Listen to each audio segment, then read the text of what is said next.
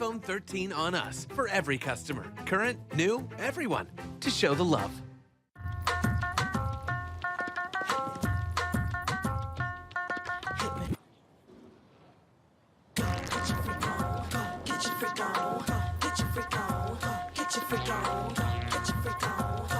Black Star Network is here. Oh, no punches! I'm real revolutionary right now. Support this man, Black Media. He makes sure that our stories are told. Thank you for being the voice of Black America, Roland. Stay black. I love y'all. All momentum we have now, we have to keep this going. The video looks phenomenal. See, this difference between Black Star Network and black-owned media and something like CNN. You can't be black-owned media and be scared. It's time to be smart. Bring your eyeballs home. You dig?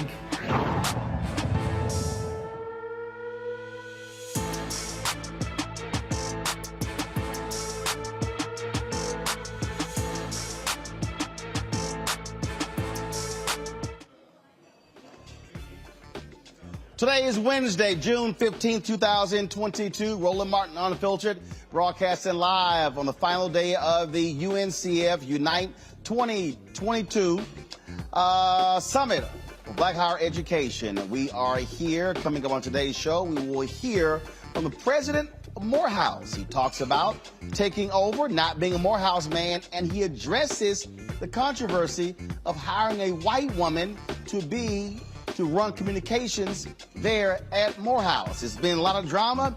He speaks on it for the very first time. Also in our Tech Talk segment, we're talking about a new platform with the UNCF called UNCFV.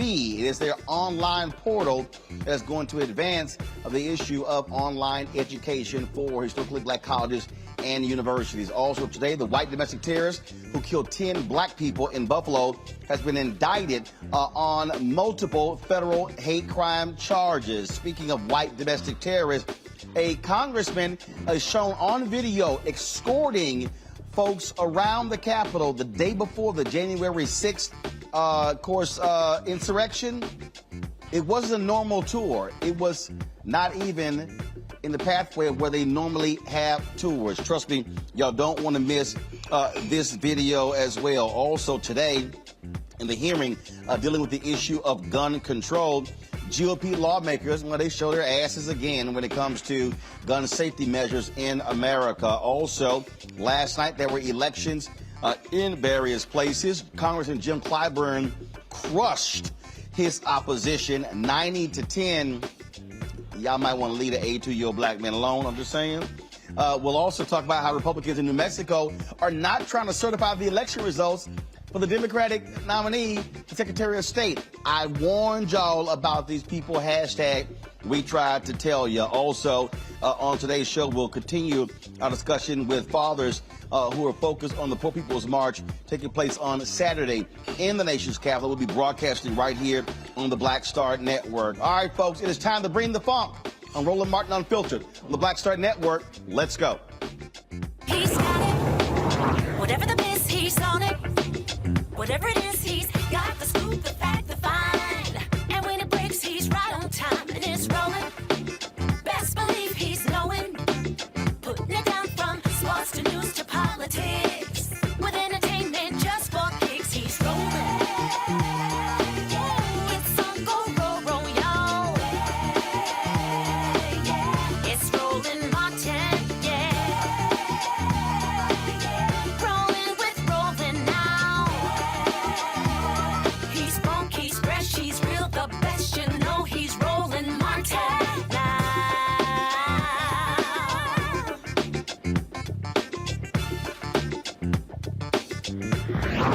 Martin.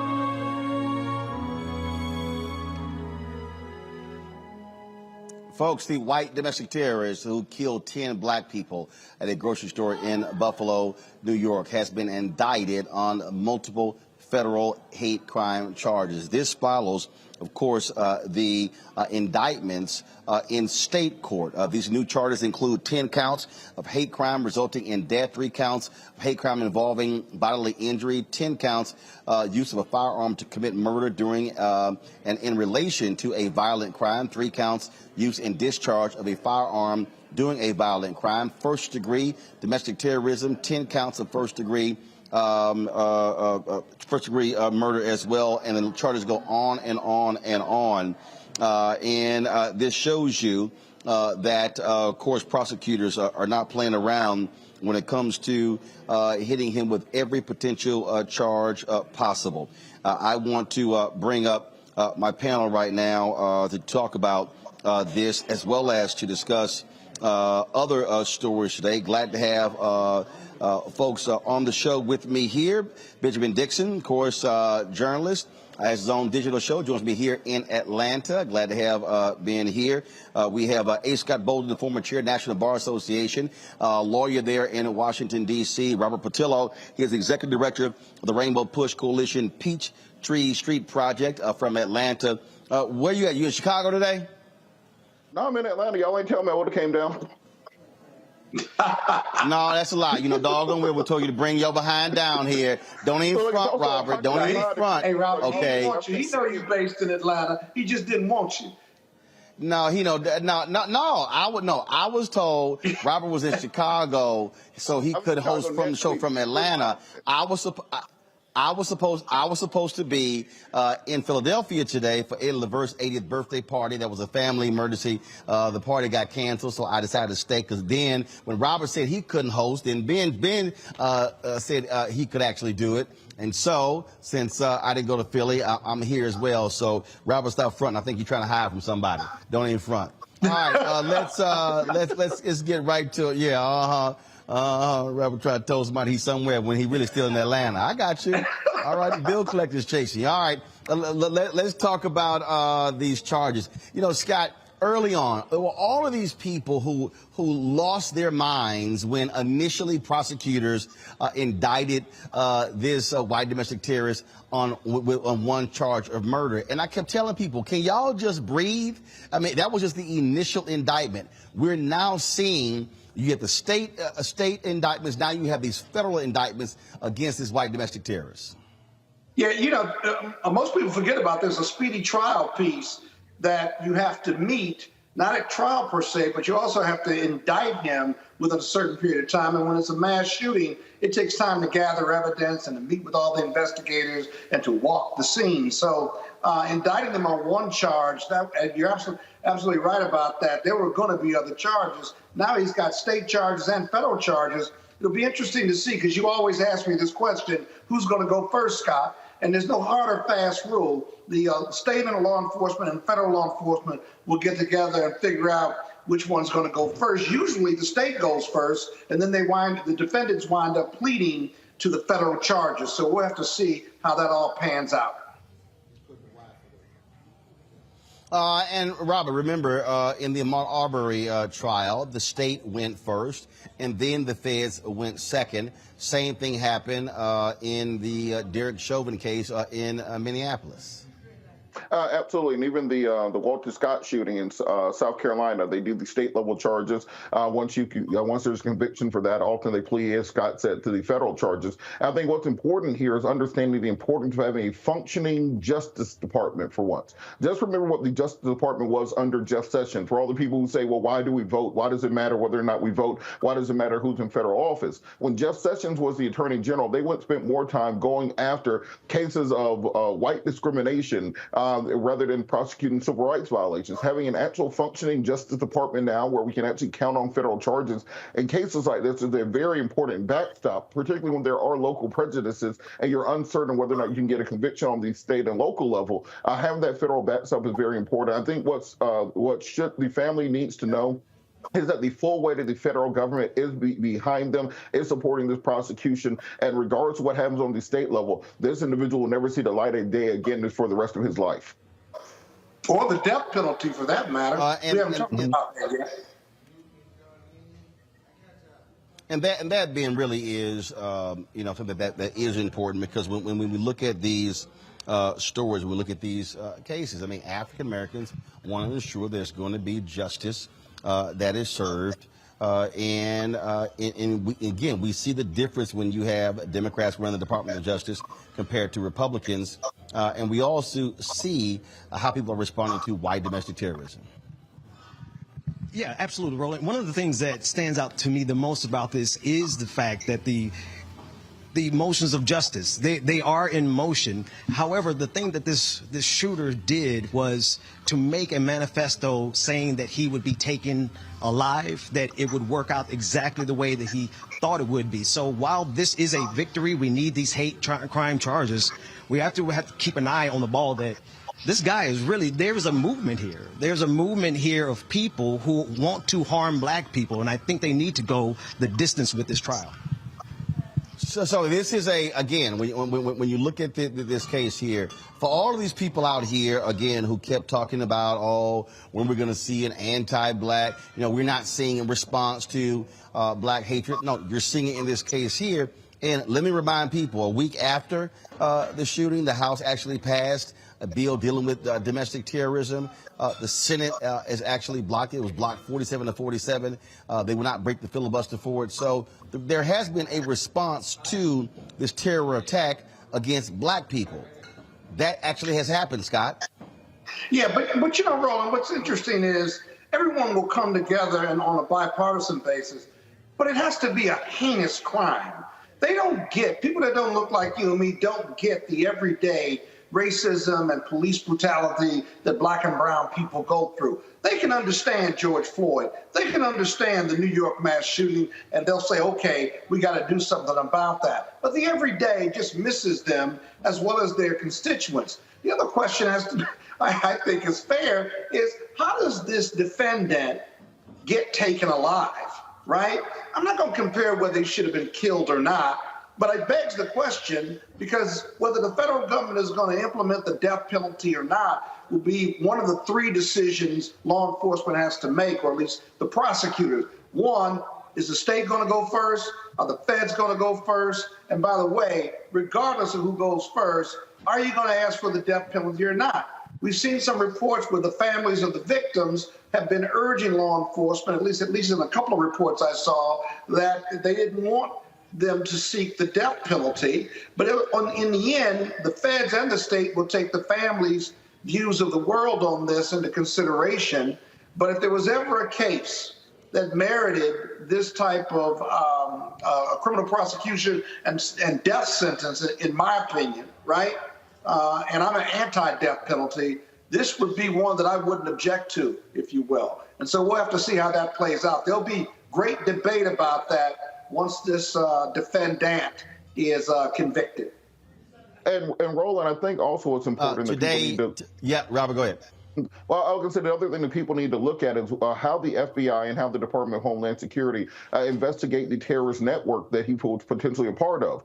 We still haven't figured out how exactly an 18-year-old from humble means was able to purchase level 4 body armor, ballistic helmet, filming equipment, ammunition, rifles, those sorts of things, and also the length of his manifesto to people he was chatting with online. The question is, how deep does this go, and what network would you connect to? What we just saw last week, the 30 people in the U-Haul arrested in Idaho, headed to the Pride Parade. Those same people they have found out were fighting over in Ukraine with the Azov Battalion, because that's how deep these networks of white supremacists are attached to around the world. So let's not just take this as just a lone wolf, mentally disturbed young person they try to write it off as. We need to figure out how far this goes, because the fact, just look at what happened to us when we did not take the first attack on the World Trade Center seriously. They came back later with 9/11. Let's not just write off the one-off attacks as if they're not going to come back later with more people after they learn from this event. Well, folks, today, Attorney General Merrick Garland, he visited the makeshift memorial that has been at that Tops grocery store, and he talked about what the Department of Justice was going to do to ensure justice is served in this case. In the days and weeks since the attack, we have all witnessed the strength of this community's bonds, its resilience, and its love. I am humbled to have just felt that firsthand in my discussions with the families. Hate-fueled acts of violence terrorize not only the individuals who are all attacked, but entire communities. Hate brings immediate devastation, and it inflicts lasting fear. At the Justice Department, we view confronting hate crimes as both our legal and our moral obligation. The Justice Department was founded more than 150 years ago with the first principal task of protecting Black Americans and our democracy from white supremacist violence. Today, we approach that task with the same degree of urgency as we did then. We fully recognize the threat that hatred and violent extremism pose to the safety of the American people and American democracy. We will be relentless in our efforts to combat hate crimes, to support the communities terrorized by them, and to hold accountable those who perpetrate them. No one in this country should have to live in fear that they will go to work or shop at a grocery store and will be attacked by someone who hates them because of the color of their skin.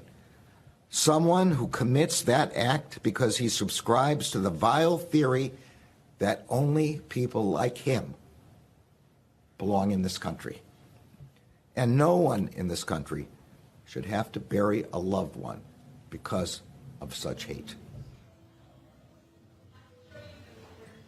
Of course, Peyton Gendron is that white domestic terrorist who has been charged in this particular case. Now let's talk about those other white domestic terrorists who stormed the Capitol on January 6th because they were angry that black folks voted in significant numbers in the 2020 election. The January 6th committee today, folks, released this video showing a Republican who was, of course, giving people a tour. But this was not a regular tour. He was taking them in places where people normally do not go. And essentially what the committee is suggesting is that this was a scoping mission. This was a news information gathering mission. And you see how they were taking photos. Wait until you watch this video. Now you understand how there are insiders, sitting members of Congress who were in cahoots with these white domestic terrorists. They are still in power. Watch this.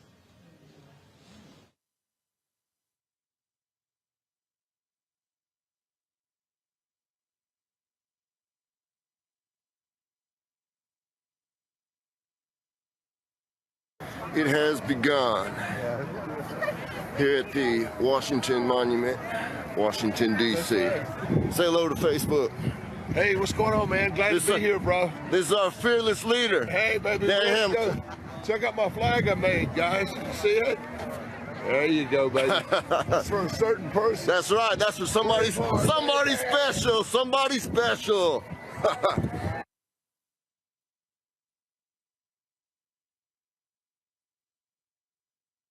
All right, we are basically at the Capitol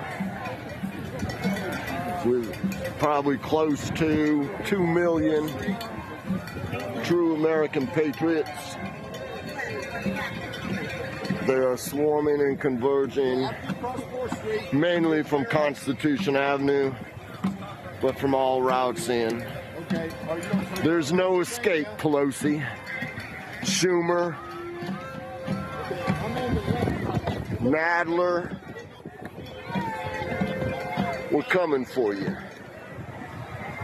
We're coming in like white on rice for Pelosi, Nadler, Schumer, even you, AOC. We're coming to take you out. We'll pull you out by your hairs. How about that, Pelosi?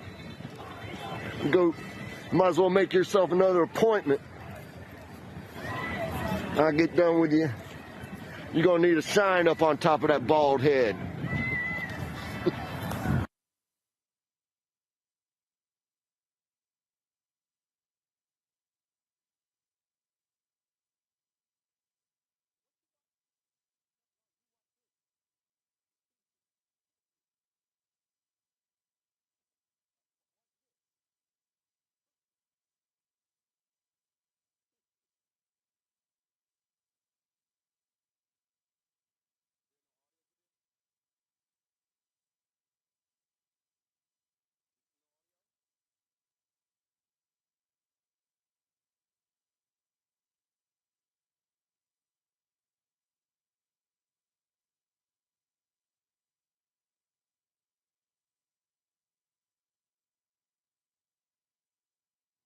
You said 10? You see that, Ben, and you see what transpired there. You see the actions of this member of Congress. Again, folks have been talking about this in a significant way about Congressman Laudermick. Now, here's what's interesting. He previously said in numerous times that he did not give any tours to anybody. Well, the video sort of contradicts what he had to say. And so today, he finally admitted that, well, he did give some tours after previously saying that he did not. You had on that particular day, Congressman Boebert, who was tweeting the positions of the Speaker of the House, who they were trying to move out for her safety. I keep telling people, if you allow Republicans to win control of the House in November, you are letting these white domestic terrorists stay in power and be in the majority.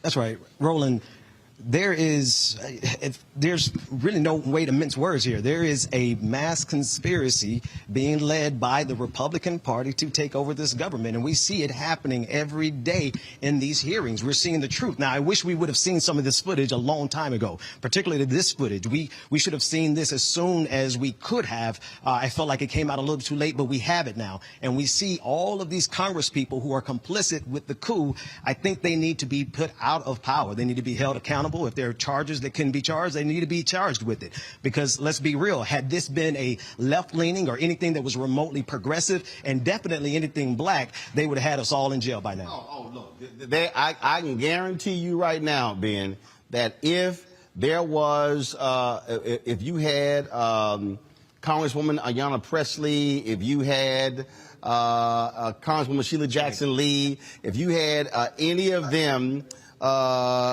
giving tours to members of Black Lives Matter. If you had them giving tours to Tamika Mallory, Linda Sarsour, I can guarantee you there would be a totally different response if Republicans were in control and that actually happened. Absolutely. And it goes to the same thing. If we had showed up on the steps of the Capitol with anything but a sandwich, they would have laid waste to us right there.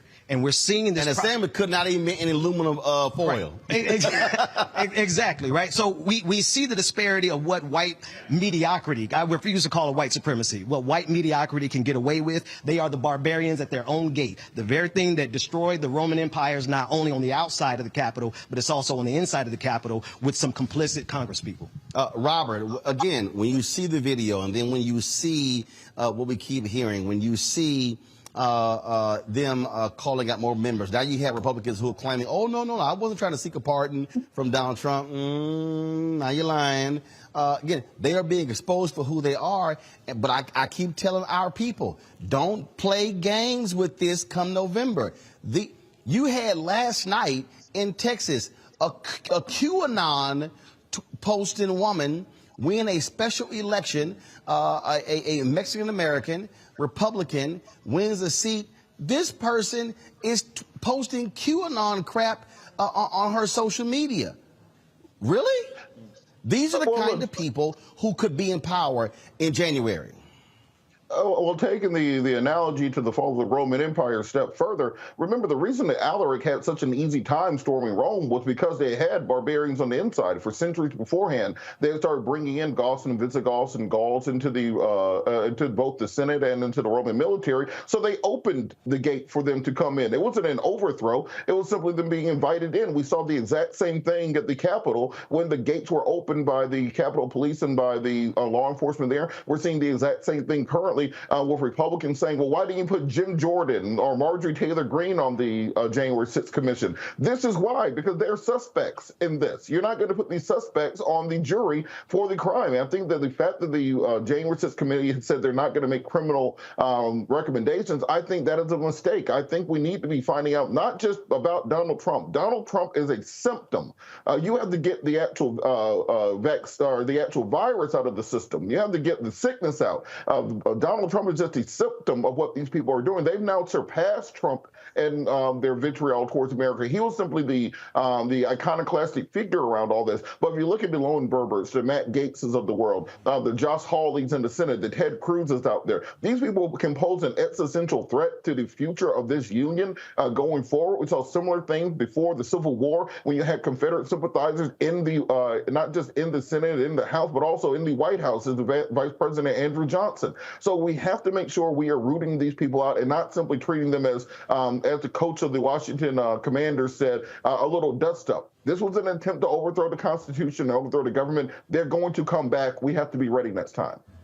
Yeah, no question about that. Scott, today, Scott, I got this. Hold on.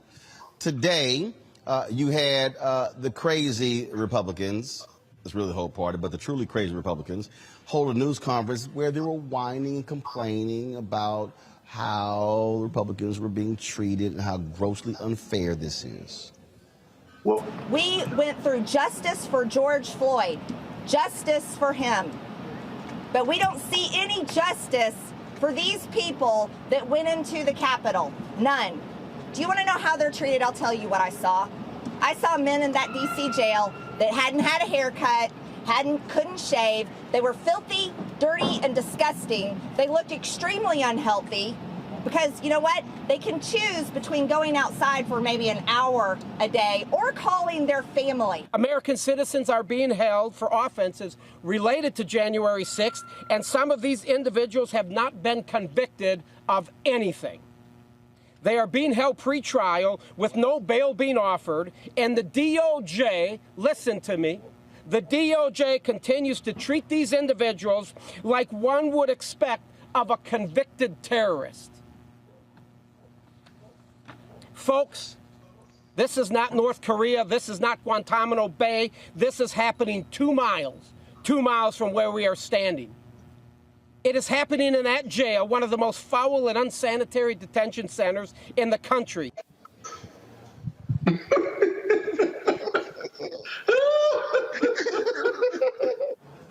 Welcome to Black America. Welcome to Black America. And then the question is, you should ask him if he had a chance to exchange his life and be black, would he choose to be black versus white? It is what Black America and young black men and women experience every day. Shame on the system for housing sedationists and housing people who attack the Capitol and tried to overthrow the government and bar democracy from moving forward and the transfer of political power. Are you crazy? You should be held. You shouldn't get any time. But Roland, let me say this to you. That's batshit crazy stuff right there. I don't know why the press even covers it. But if you have racial hatred in this country and you fear 2043, you have a place to go. There are tens of thousands of groups where you can go and be supported, nurtured, and even be armed by those groups. That's what's scary. You know what else is scary, Roland? You know I love breaking down these videos when I'm on here with you. The video didn't have any sound to it, but you could tell what was going on, right? They were not only scouting, but the pictures they were taking were of security, stairways. They were taking pictures of stairways and hallways so that they could remember and study them because the attack was going to happen the next day. Mm-hmm. And look at the congressman. That's a security stand right there. Right there in the Capitol is a security stand, and they're taking pictures of it. There's another group, they just back up so he can take pictures of another hallway and another set of stairs. Look at the congressman. He's pointing out that's a security station right there. And while he's doing that, they're taking pictures elsewhere.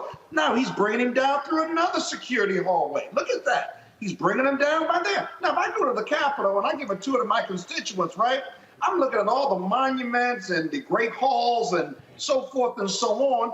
I'm not in any security hallways. I'm not letting people take. Why would you take pictures in the Capitol other than of bust or pictures or with the congressman or other congresspersons. Why would I walk off to the side and take a picture of a hallway while the congressman's there either being distracted or otherwise? And lastly, whether the congressman was duped or not, he allowed himself to be duped. Because at some point, he's got to know they're taking pictures of all these things that would essentially be non-essential pictures, but they're essential if you're going to come back and attack the Capitol. You couple that with the video that you ran before outside the Capitol and all the things that they said. Why shouldn't we believe that they were going to drag AOC out or Pelosi out or Schumer out? I mean, it's a story that's got a lot of facts to support it. This is, excuse me, this is dangerous. This is very, very dangerous. To the point that what Marjorie Taylor Greene was making, it's interesting that these are the exact same people who oppose any form of criminal justice reform. They oppose bail reform. They oppose sentencing reform. They oppose breaking down the criminal industrial complex. They oppose humane conditions in U.S. jails. They oppose closing Guantanamo Bay. But the minute that is their people locked up, the minute that is their MAGA insurrectionists who actually have to deal with the same conditions that black and brown people have been dealing with for the last 400 years in this country, all of a sudden they are outraged. Oh my God, they can't shave. They aren't being well fed. Look, if you spent the night in the Fulton County Jail at any point in time in your life, you know that is a mild night there comparatively to what they're talking about. So I think that this might be the place where you pull these people together and say, look, I will agree with you on the conditions of the jail. Let's put together a criminal justice reform bill so that we change that for everybody, not just for your white insurrectionists who are now experiencing the same system that everybody else is experiencing right now. How awful they treating them white boys in there. I'm sitting. Scott, hold on. Scott, hold on. Scott, hold on. Damn. Hey, man, I'm geeked today. I'm pumped up today. Oh, my God. Ben, hey. I done told you 3 times now. What kills me, Ben, I'm sitting there, oh my God, the conditions are horrible. They can't shave. They can't get a haircut. They're only outside 1 hour a day. They're in jail. They're in federal detention. Yeah. That's what jail is. I mean, you don't get to walk around like you're on the outside. You committed heinous acts. Right. That's what it is. So to Robert's point, Kristen Clark and her civil rights division, they've been going after indicting, prosecuting, and jailing corrections officers for the treatment of prisoners. I would love to see these Republicans stand with them when it comes to that, but no, they're whining about their little insurrectionists. Yeah. As it pertains to the conditions of all these insurrectionists, my question is, did they die? Because Khalif Browder died. Right, because of all the boys who are dying over a backpack. Allegedly stealing a backpack. Right, not an insurrection, not a treason. It's funny what they consider treason. Pastor Mark Burns is trying to categorize being a gay or lesbian as treason, but actual treason took place on January 6th. And if they are interested in carrying out the actual punishment for treason, Mark Burns is recommending death. That is the type of punishment that is associated with treason. Now, if they're worried about the living conditions in the jailhouse, we will stand with them. But I have a feeling that Marjorie Neanderthal Greene will not be standing with us to fight against the criminality of this prison industrial complex, because she really, and I'm sorry, they are getting a little too cavalier with the names of our martyrs. Just to hear her say George Floyd, when I know without a shadow of a doubt that there's something giddy in her, gets happy when she could throw that in our faces, the barbarian is really showing. I got to take a break. We come back. I got to discuss, y'all, this Washington Post story that shows you how crazy and deranged they were trying to use the Department of Justice. Folks, when I read through these details, again, hashtag we tried to tell you. And for every single one of these so-called respectable Republicans, James Baker, Ari Fleischer, Chris Christie, on and on. They literally campaigned and they wanted this man, Jack Nicklaus. They wanted this man back in power. Wait until I break down for you the Washington Post story on how these people tried to use every mechanism in the Department of Justice, illegal efforts to steal this election. None of these people, not those who were involved, not those who supported it, should ever be allowed to be near public office. I'll break it down next on Roland Martin Unfiltered on the Black Star Network. Verizon just gave us all a brand new iPhone 13. We've been customers for years. I thought new phones were for new customers. We got iPhone 13s too, switched to Verizon 2 minutes ago. Ours were busted, and we still got a shiny new one. Check it out. So wait, everybody gets the same great deal. I think that's the point. iPhone 13 on us for every customer. Current, new, everyone. On any unlimited plan, starting at just $35. All on the network more people rely on.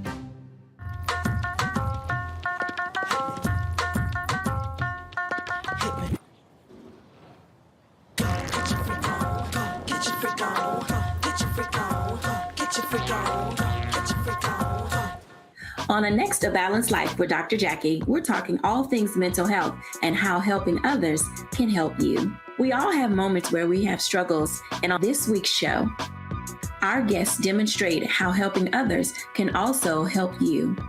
Why you should never stop giving and serving others on the next A Balanced Life here on Black Star Network. Love our new Alexa. It's a Buick. Yeah, Alexa. Buick. Alexa. It's a Buick. It's an Alexa. It's a Buick. It's an Alexa. Coach, that's a Buick. That's an Alexa. The Buick Enclave with available Alexa built in. We're all impacted by the culture, whether we know it or not. From politics to music and entertainment, it's a huge part of our lives, and we're going to talk about it every day right here on The Culture with me, Faraji Muhammad, only on the Black Star Network. How about sushi? I just had sushi for lunch yesterday. How about tacos? Automatic emergency braking, one of 6 advanced safety features standard on every 2022 Chevy Equinox. Find new technology. Find new roads. Chevrolet. Hey, I'm Amber Stevens-West. Yo, what up, y'all? This is Jay Ellis, and you're watching Roland Martin Unfiltered.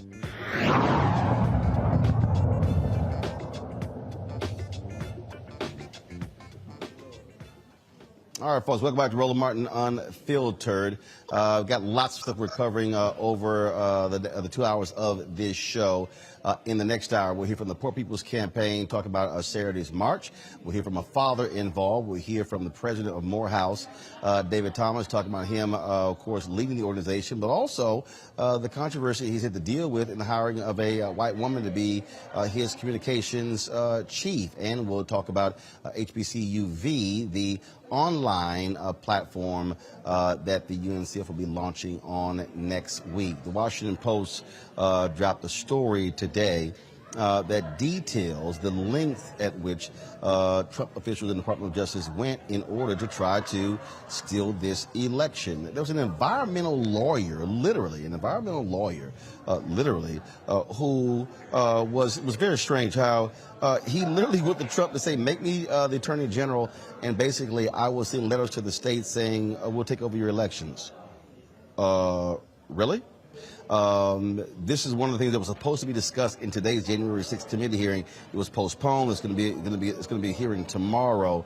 But Robert, this is what is absolutely strange when you see this story. How they wanted to use all the powers, and the 2 senior executives in the DOJ said the entire department will walk out. Told Trump if these people are allowed to be in power. That's the reality of what we're facing in this country. Well, I think what these hearings have laid bare is the fact it was literally a half dozen people that saved our democracy. If you really want to get down to the nitty-gritty, if you want to really think about it. If you look at William Barr, Mike Pence, and the attorney generals of some of the swing states, that's pretty much it. That is all that stood between us and a complete overthrow of the United States government beyond what happened with the insurrection. And the fact is, if you listen to what Peter Navarro said about their Green Bay sweep play that they planned on running, The insurrectionists storming the Capitol is maybe the only thing that stopped them from succeeding, because by them getting violent, by them going crazy, it turned public opinion against what they were trying to pull. They were fine with William Barr resigning or being fired. They were fine with all the DOJ lawyers walking out so that they could replace them with their own stooges so they could put in power without needing to have them Senate confirmed. And then if Mike Pence had simply agreed that the Attorney General in Georgia, Raffensperger, had agreed to get him his 12,000 votes, that the Attorney General in Wisconsin and Michigan had agreed to, in Arizona had agreed to do the same, we'd be looking at a very different country right now.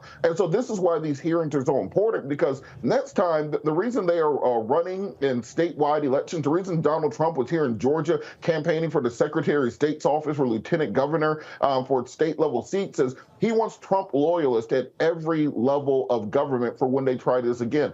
He knows he's not going to make up 10 million votes between 2020 and 2024. But what he does know is if he can get it close again in those swing states and have his people in place, they will be able to steal it next time. And there'll be nothing that anyone can do about it because they are consolidating power around their plan. We see this all the time in coups. If you look at any nation that's undergone a coup, they usually try one time, it fails. They try a second time, it fails. By the third time, it works. Look at Hitler and the beer hall putsch in 1933. Look at Mussolini the first time he tried to overthrow the government. Look at Napoleon. He got exiled to Corsica before finally being sent to St. Helena. These people keep coming back if you do not put out the fire.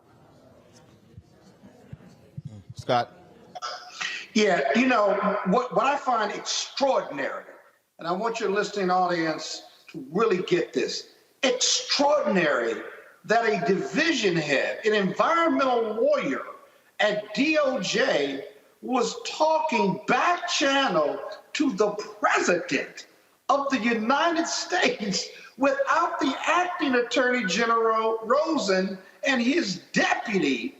It is unheard of. It is unbelievable. It's never happened before.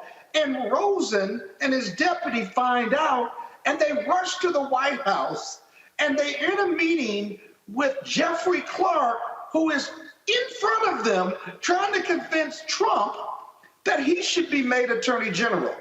Later, Clark continues to talk to Donald Trump privately and then goes to the Attorney General. This is good, Roland. Goes to Rosen and says, if you sign the letter, right, I can make it so that you continue to be acting Attorney General, but you got to sign the letter. What? What? And Rosen's testimony later is just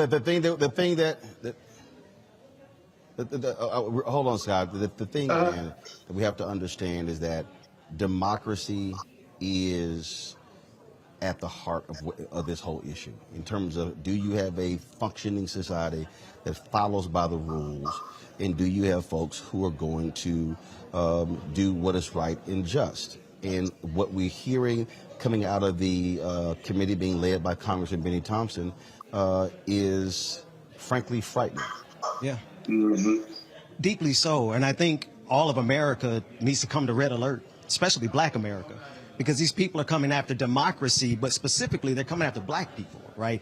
The people who were out there on January 6th, they are directly connected to the same people who are going around shooting Black people, but also the level to which they are inserted and their loyalty is to Donald Trump. All it would have taken was for Jeffrey Clark, for Donald Trump to sign off on that letter. Just like the other guest said, this would have been an entirely different democracy. And I think we need to make sure that we not only look backwards to January 6th, but look forward to November, because they're not done. They're coming for the entire game. And I think people need to just kind of wake up out of their stupor. They will suspend democracy. They will suspend the First Amendment. They will do anything necessary to maintain power, because democracy has become inconvenient for them, because they know, demographically speaking, they are on their way out. And so we're being ruled by the tyranny of the minority. Let's talk about a political move that President Joe Biden made. He has appointed former Atlanta Mayor Keisha Lance Bottoms to a senior position in his administration. She is going to be a senior advisor and responsible for Office of Public Engagement. Remember, it was former Congressman Cedric Richmond who held the position before he actually left. Biden describes Bottoms as tough yet honorable and says she would best fulfill the job. Of course, this continues the appointments of more high-ranking African-American women to the administration. And again, she's decided to take over the position. People might remember when Biden won, he really courted her for several positions. She chose not to accept them. And then, of course, she then decided not to seek re-election as mayor of Atlanta. And so I sent her a text earlier. Hopefully we'll get her on the show to talk about her new position in the administration. Folks, let's stay in Atlanta. When David Thomas was named president of Morehouse, a lot of people who were like, wait a minute, what are y'all doing naming somebody who ain't a Morehouse man? He's a Yale graduate. But the reality is he has done some amazing things there. But one of the things that he's also recently done that has stirred up a lot of tension among his Morehouse faithful, the appointment of a white woman to be over communications and marketing for the university. Up until today, he had not publicly talked about that decision. When I sat down with him at the UNCF Unite Conference, we talked about that and other issues. Here's our discussion. One of the things that I was happy to see and impressed by is when Morehouse announced that if individuals had not finished their degrees elsewhere, that they could actually go online to finish. Yeah. That was so important to me. Look, I've been doing digital, been thinking about that for 20 plus years, and there were so many black institutions that were behind, many HBCUs behind. Tom Joyner, to this day, when he brings up HBCU online, he talks about the millions he lost trying to get HBCUs to embrace the idea of online. That was a huge deal, and that transformed in many ways what happened on the campus. Yeah. Explain that. Well, our efforts online started when we started to develop our strategic plan. And one of the themes that emerged was Morehouse Beyond Borders, which was really the question of how do we take ourselves to the world. For 156 years, we'd done the same thing on 66 acres. And this was part of saying, how do we go to the world? Then we did some research. 3.5 million black men have some college, no degree. 3.5 million. Wow. We launched the program just with a press release. Within 72 hours, we had 5,000 inquiries. Wow. So we knew that there was a market there. Went with a technology partner, one of the best out there, so we could deliver a high quality product. Mm-hmm. And what began to happen is faculty on campus who got engaged with that started to bring that into their own campus program. Mm-hmm. Fast forward, COVID hits, the entire college goes online. Right. And, it's like we were, ready for the future. Mm-hmm.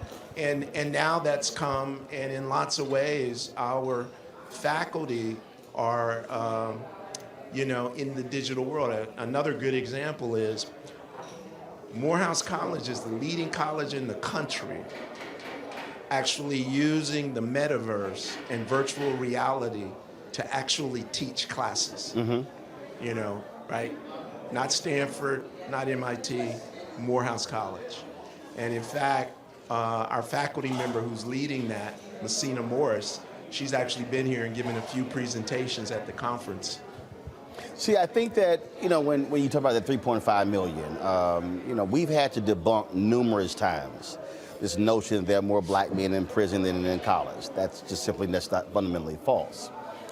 But I think what you're describing is also how we have to be much smarter and more creative in creating pathways for folks who otherwise want to finish, but for a variety of reasons did not. And I think part of the problem for higher education is always been, this is the box, and if you can't operate within this framework, this box, then it's not going to happen. Right. And Roland, it's also about having economic impact. We know that an individual with a college degree versus not, even if you've got some college, will make over their lifetime $1 million more if they have the degree than if they don't. Mm-hmm. Well, in our community, $1 million over 30 years is a lot of money. Right. Right. So we also see it from that vantage point. And right now we have 1 degree program. We're going to add a few more degrees. We started with business. We're probably going to add a computer science degree in the coming year, as well as a more humanities, social science degree that's anchored in our traditions around nonviolent social advocacy and social justice. You talked about doing the same thing over 150 years on 66 acres. You becoming president was a part of that. That was just all of this. It has to be a Morehouse graduate, or it has to be someone who got to know our way. I've talked to other presidents. I see you know my story. Well, no, look, because part of it. Look, where'd you graduate from college? I graduated from Yale. Okay, I'm a Texas A&M graduate, and there is this tension that's real, where you have some people who go to PWIs who look down on HBCUs. Then you have some people in HBCUs who are like, oh, y'all the black people who know who you are because you went to a PWI. Right. And I'm kind of like, no, I went to where in the hell my parents' money could send me, because they had 3 kids in college and they have no damn money to send 3 kids in college. So it was easier for us to be operating and living in one location. So excuse the hell out of me. Y'all wasn't paying no bills. Right. But the thing that I have said is that where HBCUs have made a mistake is not tapping into that brain power that didn't come through an HBCU, but that still cares about HBCUs. So if you're trying to elevate an institution, you want talented people, regardless of where they went to with the college, and that to me has historically been a mistake that some people have made. Yeah, I can't speak for all HBCUs, but it's very interesting. When I applied to college, I only applied to 2. I applied to one college I always wanted to go to because I read Martin Luther King went there, and I applied to another school that in my neighborhood nobody had heard of till my counselor told me to apply. Morehouse was the one I always wanted to go to. Yale was the one my counselor told me I should apply to. I only applied to the 2. I was going to Morehouse. Morehouse didn't give me any money, and Yale gave me a full ride. And my father said... He was like, son, look. You can add. Your 0, my 0. Hey. Right? Right. I mean, 0. There you go. Right? So... That's a financial decision. Financial decision. And I think that more and more folks who went to PWIs are actually increasing their appreciation of what historically black colleges and universities do and have done, which is why we're seeing a resurgence, and I think the same is true for folks who are seeking opportunities to be in academia. They're also now thinking about places like Morehouse and Howard, as places to go have great careers. Also, I think that we're also in a position where if you're going to be an advocate, you have to be an advocate, and that might also means stepping on other people's toes. Yeah. You're not aware of this. Dr. Lomax was there. We were at Essence Festival, and I was one of the VIP guests with Coca-Cola, and they had the different HBCU presidents from Atlanta. Right. So it was the head of ITC, it was Theological Seminary, it was Clark Atlanta, it was Morehouse, it was Spelman. Morris Brown was not there, so we're sitting there at breakfast. And this was during the Obama administration, the Parent Plus loan debacle. Yeah. And so we're sitting there, and they were lamenting this whole deal, and so we're sitting there going back and forth. And of course, me, I'm not interested in anybody's agenda other than black people. I go, what the hell y'all gonna do? Yeah. And your predecessor, who had worked in the administration, and I literally said, hey man, you don't work for him anymore. You work for Morehouse. I said, so you might be afraid to go after the administration. I said, but all y'all getting killed with this decision. Yeah. I said, so what the hell y'all gonna do? And then they were all like, well, you know, we would love to do black radio, but it's hard to get on. I said, I'm sorry. I said, I got a segment 4 days a week on Tom's Journal Morning Show. Tom's a big HBCU advocate. Which one of y'all has actually called to come on the air? And they were all like, I said, now look, I'm not here. I got friends, I'm good. I said, but if you're going to be advocating on black people, I said, y'all got to stop being afraid to criticize the first black president and look at him as the 44th. Yeah. And they were like, damn. And I say that because I believe that we have to be aggressive in challenging black people who sit on corporate board of directors, who are executives, saying, how are you funding? How are you assisting? What are you spending on? We can't just be happy that they are there. I think we have to, I don't care if there's a Democratic administration, we got to be putting that maximum pressure, because at the end of the day, if you're an HBCU, you're serving students, faculty, staff, alumni. And it's getting those results. Yeah. And I just think sometimes we're like, well, no, they're friends. No. Being friends don't pay bills. Yeah, and you know, one very recent example that underscores what you're saying, when they first started to come out with the HERF relief bills. Yeah.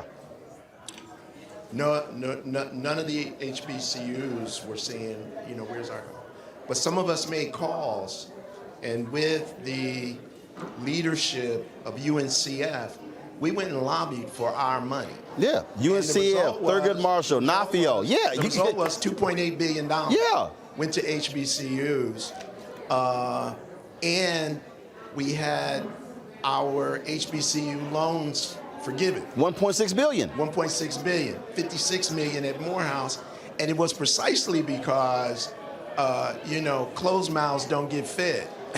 But that's also where right? And we opened our mouths. But that's also where, because it's also where we have to also activate our base. That's right. Because what you have is look, I'm an alpha.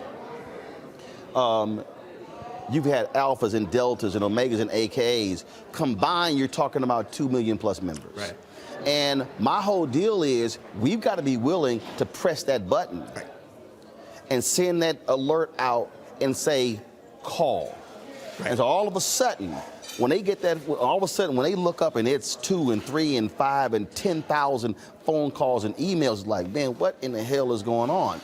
I've said that if you're in a city council, school board, county commissioner, state legislature, or Congress, if you see a group of women, a massive group in pink and green, that should invoke fear in them.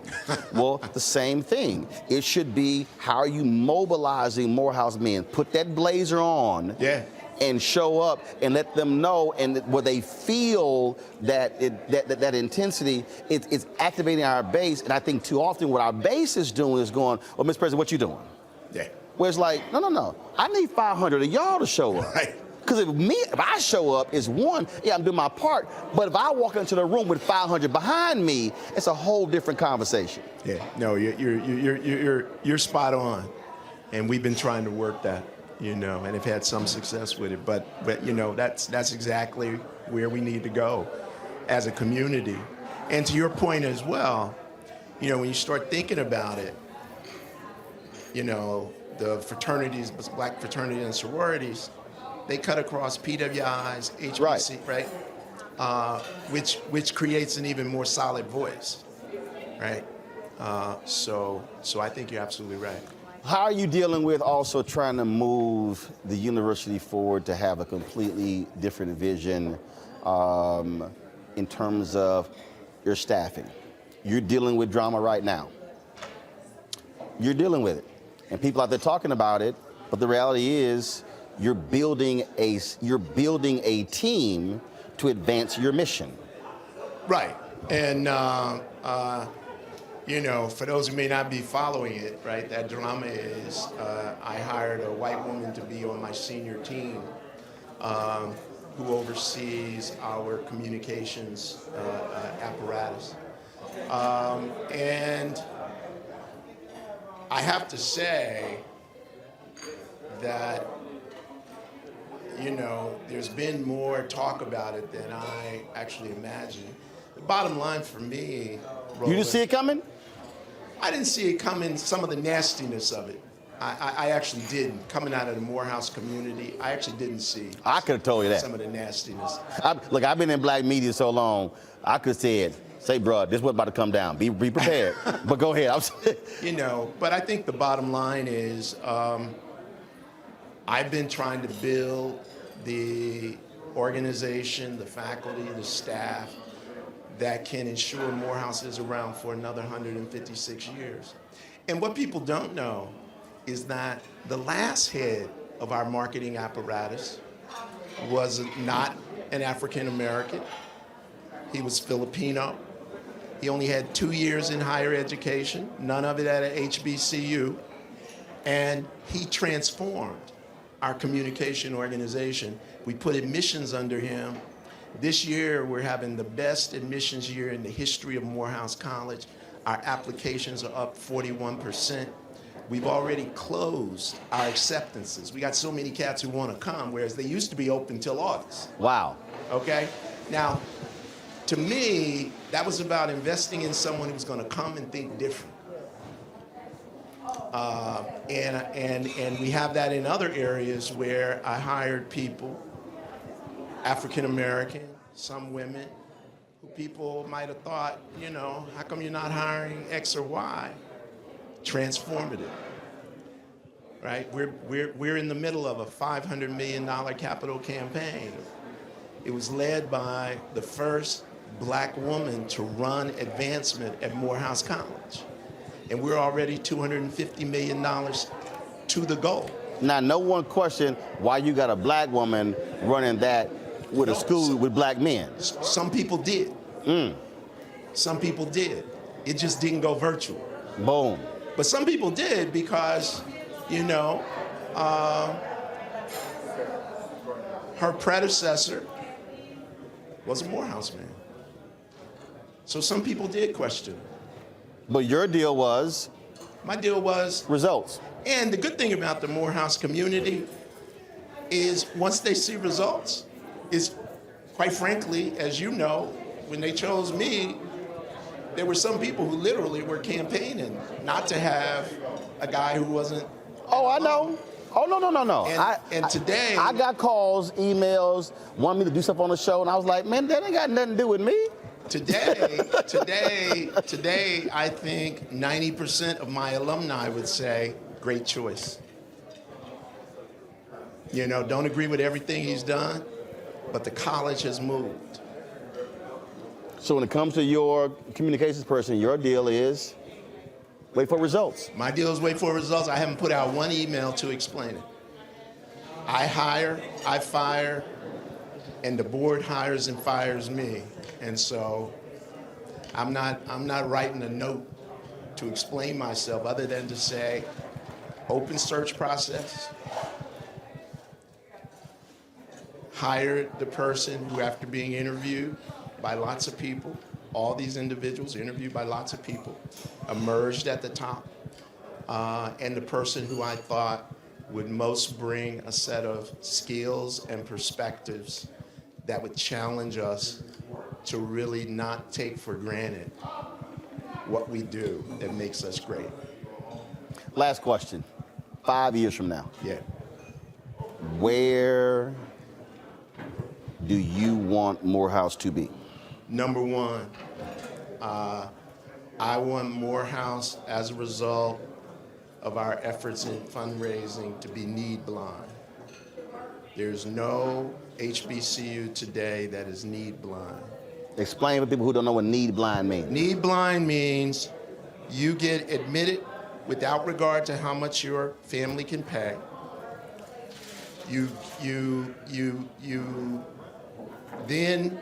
We then apply what your eligible for from a federal funding standpoint, and then we have the funds to fill the gap.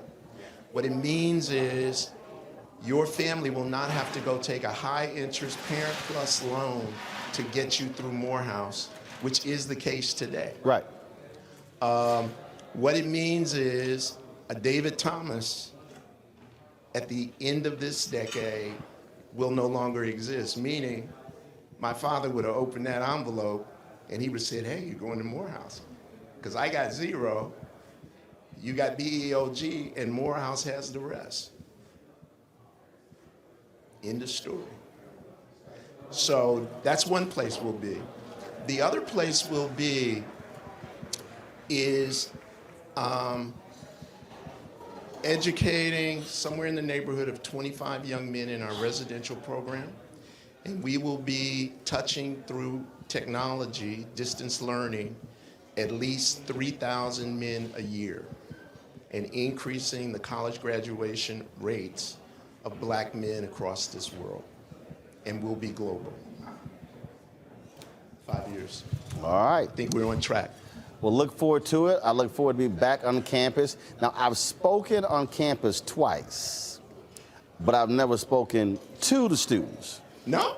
We had a school choice is a black choice event that I found that we organized. So we had it on the campus. Yeah. School choice leaders. And then there was a table of brotherhood discussion before the MLK Memorial was unveiled. Chevrolet sponsored it. And they had Congressman John Lewis and others. Spike Lee was involved. And I moderated that in the chapel. Okay. But I've never actually spoken at Morehouse.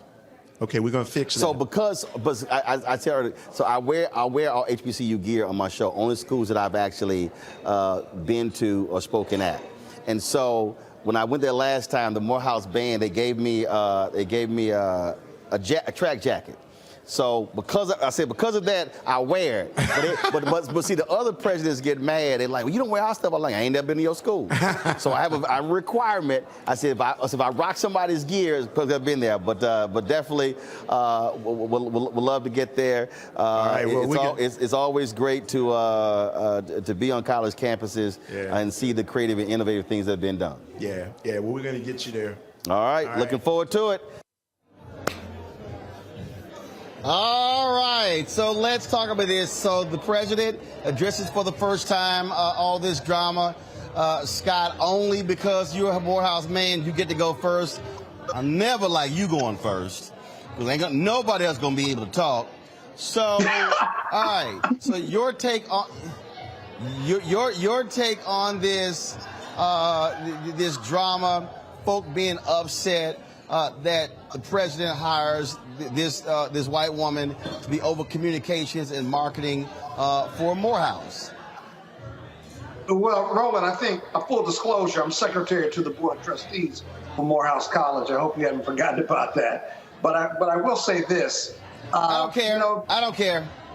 I know you don't. You're not into labels or anything, but Kappa men are, right? I don't care. But whatever. Let me just say it again. We don't care. You got it. So I'm a little surprised. I'm surprised at the vitriol that's been online. As a board member, Dr. Thomas is right. Listen, this is his show. We hired him to move the college forward. He's done some incredible things. And despite the controversy that's been created on social media, not internally, Morehouse men, as he says, are all about results. And so I can tell you the board is more than willing to let him do his job, let him hire and fire, and wait for the results. Because in the end, Dr. Thomas, he has a PhD in organizational behavior. So he's all about results, and he looks at organizations from a little different than social media does, of course, and he's an expert in this space. And so the board is very supportive of his successes, his challenges, and really confident that, he's going to continue to move the college forward. So that's what I think. But Robert, I'm not surprised. I'm not shocked at all. I mean, bottom line is African Americans, there's this view that, look, when you have black institutions, we're not in positions like this in other places, so therefore we should be in places like this here. I mean, I was with Urban One, Radio One. People were angry when Mary Catherine Mary Catherine Sneed was a white woman who was over all of Radio One's radio stations. Now, David Cantor, a white man, is over all the radio stations. At one point, TV One had Brad Siegel, who replaced Wanya Lucas as the president of TV One. He was white. And so you hear African Americans who are like, wait a minute, hold up, why aren't black folks in these positions? So I'm not shocked that there would be this response. Look, there's one important thing you have to understand. And she's been a white woman in a college for black men. Go ahead. Look, this is one of those important times to quote the prophet Dave Chappelle. Turn off your Twitter comments. Twitter's not a real place. Look, every single HBCU in this country has a white person or a non-minority or non-African American somewhere in their administration. I went to school right across the street there at Clark, Atlanta. Some of my best professors were Indian American or Asian American or Latino American. We had people who are non-African American in the administration. All of our presidents weren't Clark, Atlanta alumni. You pick the best person for the job, and this is in large part going to be results oriented. If the person falls on their face, then there'll be a lot of people saying, "Ha ha, I told you so." If it works out great, then the topic won't come up again. But I think we have to start judging people by when you give somebody a new position, let them staff themselves, let them get the best people that they believe in to get in there and do the jobs. And I hope for nothing but the best, because we're seeing what happens when many HBCUs are mismanaged. You know, Morris Brown is just getting their accreditation back. We keep hearing about the financial struggles of many of our institutions, a lot of it being internal. Get the right people in there, get the best results. Ben, look, the president, when you give somebody the authority, their job is to hire the best person in their mind. And he said, look, we went through a process, and I simply chose this person to be the best person. But here's the deal, though. I guarantee you, if we were talking about Bernard, and they hired a man to be over communications for an all-women's college, there probably would be a response. But what happens in sports? You got a lot of men who are head basketball coach of women's basketball teams. And so you have this interesting, but you don't have enough women who are head coaches of men's basketball teams. And so I'm not surprised by this. But what I do like what President Thomas said, he said, I ain't sent no email. I ain't issued no statement. So his whole deal was, ain't nothing to defend. I like that. That's somebody saying, I'm sorry, what's your problem? We here working.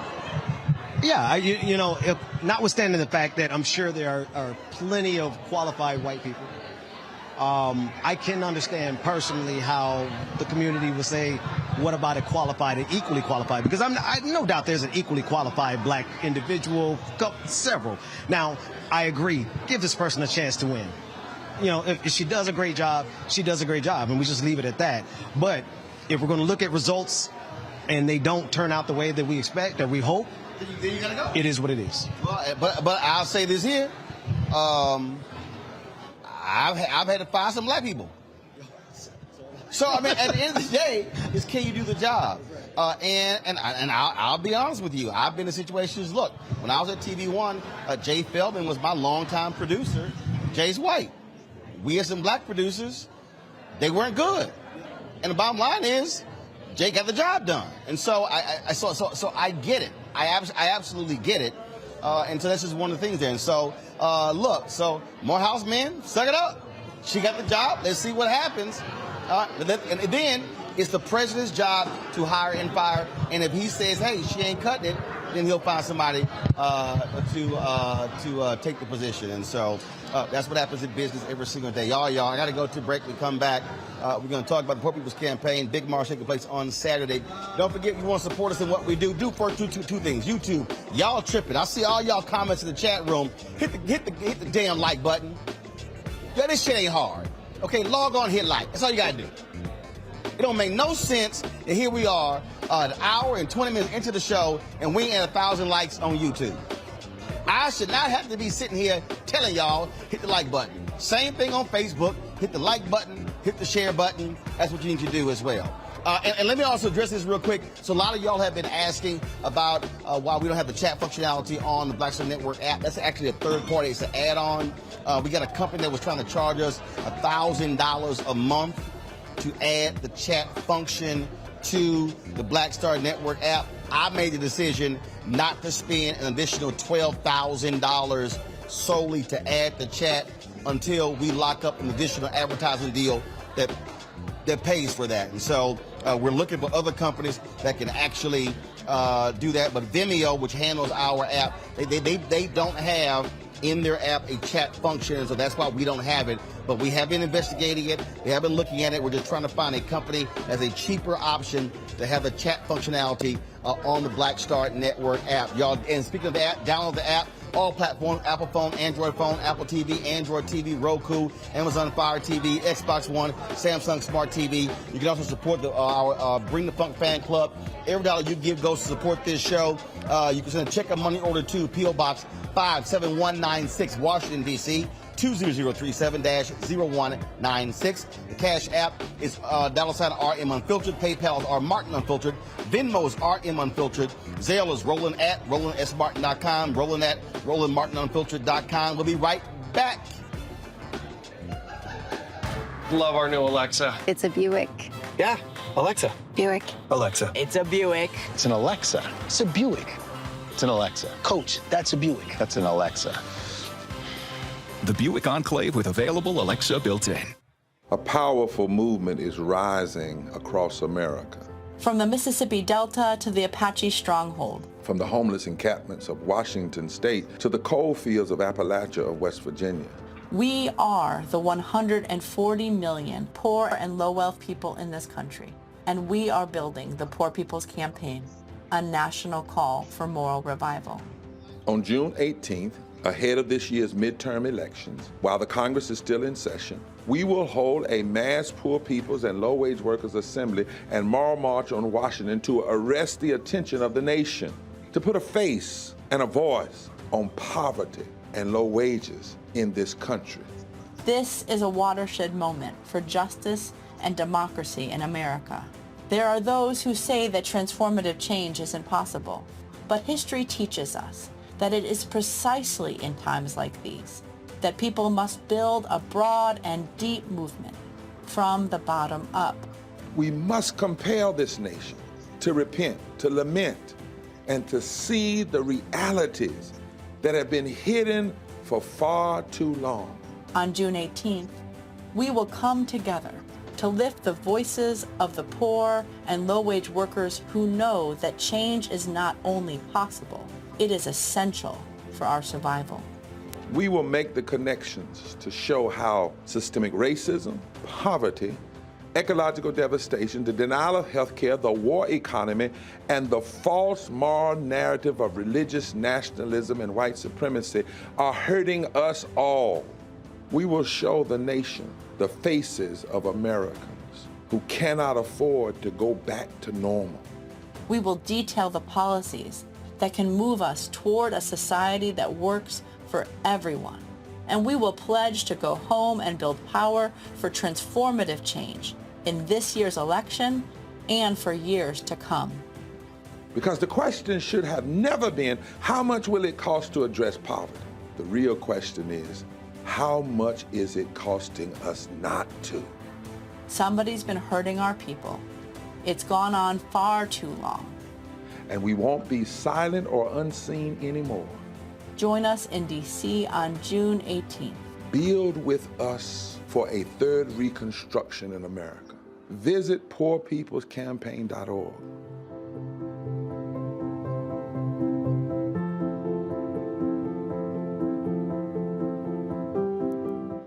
How about sushi? I just had sushi for lunch yesterday.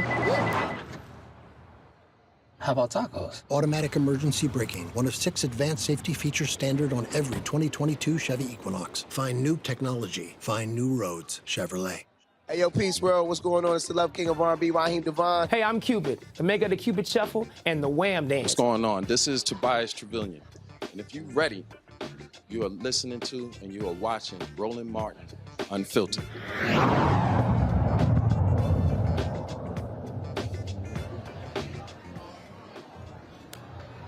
All right, folks, we are 3 days away from the mass march in Washington, D.C., the Poor People's Campaign. We will be broadcasting live from the Mall on Washington. The procession begins at 9 a.m. We'll be covering that, and, of course, making their way to the Mall on Washington beginning at 10 a.m. My next guest out of Memphis, Justin Pearson, he is one of the folks who has been working hard, of course, pushing people, mobilizing and organizing. He is co-lead for the Poor People's Campaign. He joins us right now. Justin, glad to have you here. And so give folks an indication of the work that y'all have been doing. I mean, it ain't like y'all just been sitting here gathering saying, hey, help poor people. There have been direct action that y'all have been engaged in for the last several years to support low-wage workers, to support poor folks in this country. 140 million people who qualify in that category.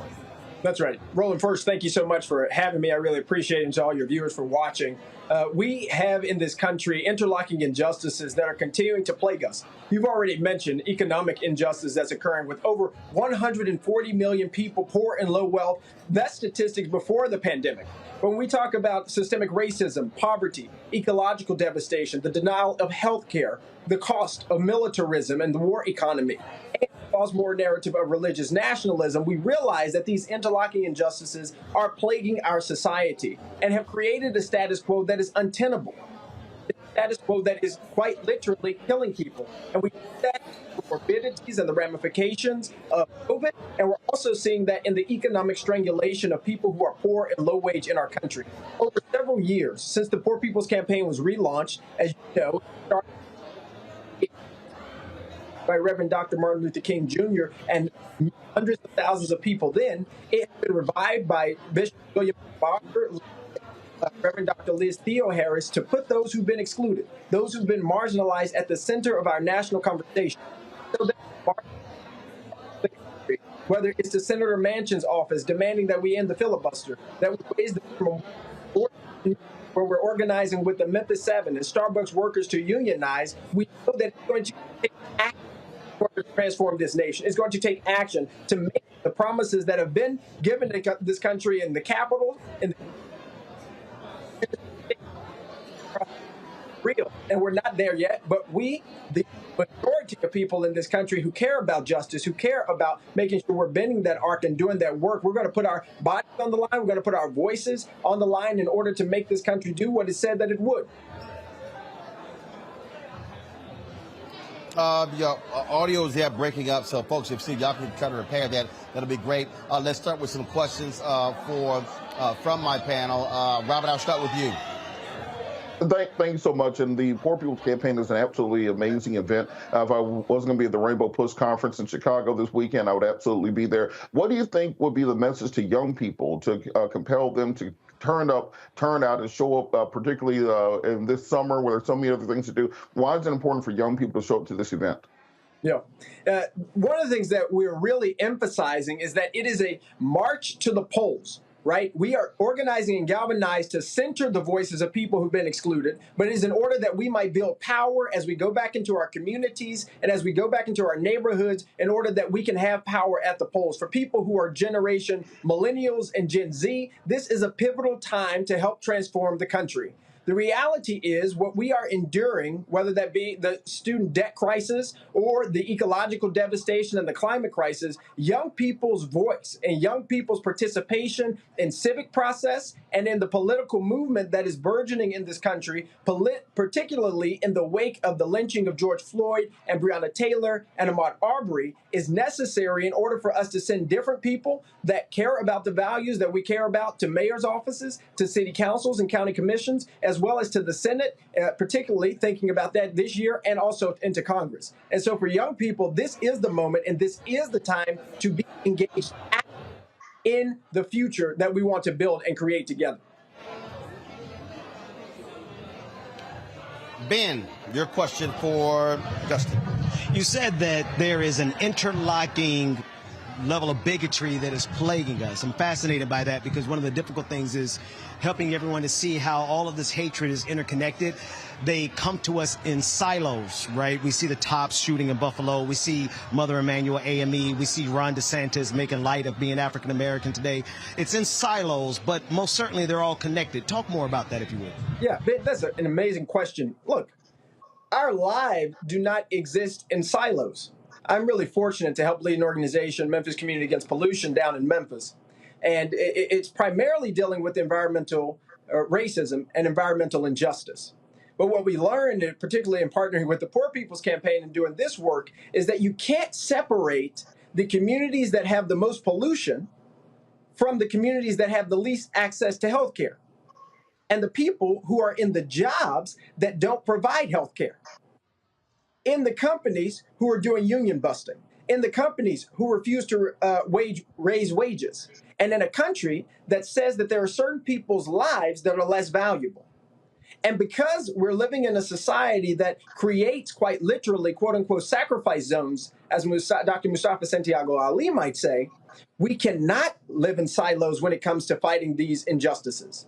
The perspective, I think, of people in positions of power and empire in our country want us to view everything separately. You need to view voting rights separately from environmental justice. You need to view what's happening as an attack on women's bodies separate from how you think about systemic racism. But the reality is not in order that people might become overwhelmed by the amount of interlocking injustices that are interconnected, but that we might have a perspective and a view that says, if there is injustice happening here, one individual is actually a compilation of a whole lot of identities. Thus, the systems and the structures that are existing that are oppressing a person, it is never just one, it is many. And it is the responsibility of those who have more privilege, it is the responsibility of those who have the opportunity to be more proximate, to help to elevate the voices of people in our communities who are suffering and who are dying because of people who are in positions of power, using and wielding that power to perpetuate exploitative capitalism and destroy our democracy in the process.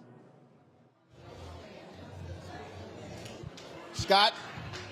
Hey, Justin, thank you for joining us. Love the organization and the great diversity in the organization. One, how many people are you expecting to show up for the march? And two, what's your measure of success? Is it during the day of the march or the hard work that's going to have to take place afterwards? It is always the hard work that's going to take place afterwards, because that is where organizing and power building really happens. One of the most things I remember from one of Dr. King's speeches, and his I Am a Dream speech, is actually when he talks about taking the energy and taking it back to the South. What is important with the thousands of people that we're going to have is not only that we build power and mobilize together and we realize what we have been through over the past couple of years and what we've been through as a country over hundreds and hundreds of years that have gotten us to this current status quo, but it's recognizing that we have the capacity to change it. And I think that's what we really want to emphasize this Saturday, that not only do we need to take a moment to recognize the reality that the minimum wage has not increased for over 30 years, and that has led to an economic stratification in our country that has us celebrating people who can go to the moon while other people can't put food on the table. We need to recognize these injustices and these inequalities that are existing, and we need to have a somber attitude towards this. It's nothing to celebrate that our country continues to perpetuate a legacy of exploitation and plantation economics that continues to harm disproportionately poor people and low-income people and black people and indigenous people and people of color. And it is important that we recognize we do have power in a country that will tell us how voiceless we are and how powerless we are. What we are recognizing Saturday and where we're putting attention and a spotlight on for the nation is that we have power.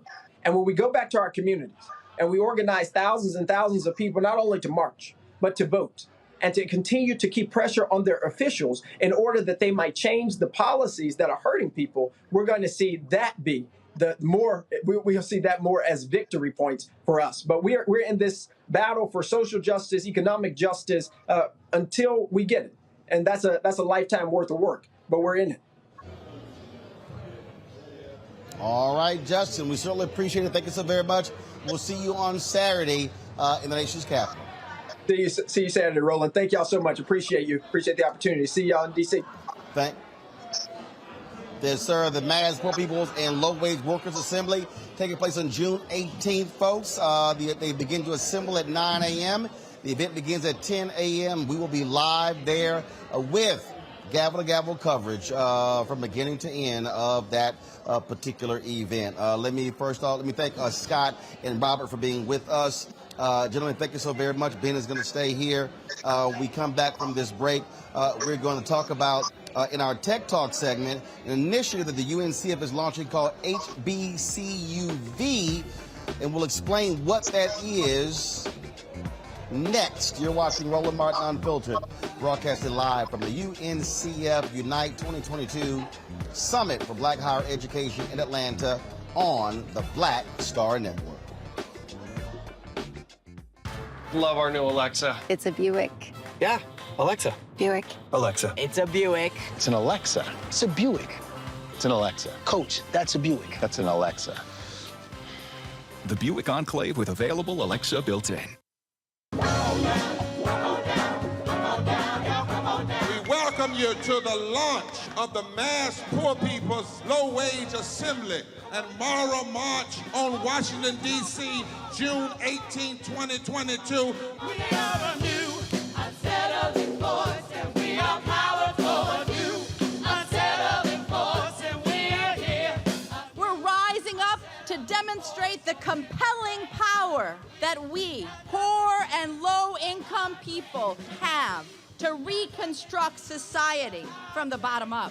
And we need to do it with the loudest voices possible, the biggest actions possible. Because we know that there is no scarcity in this land.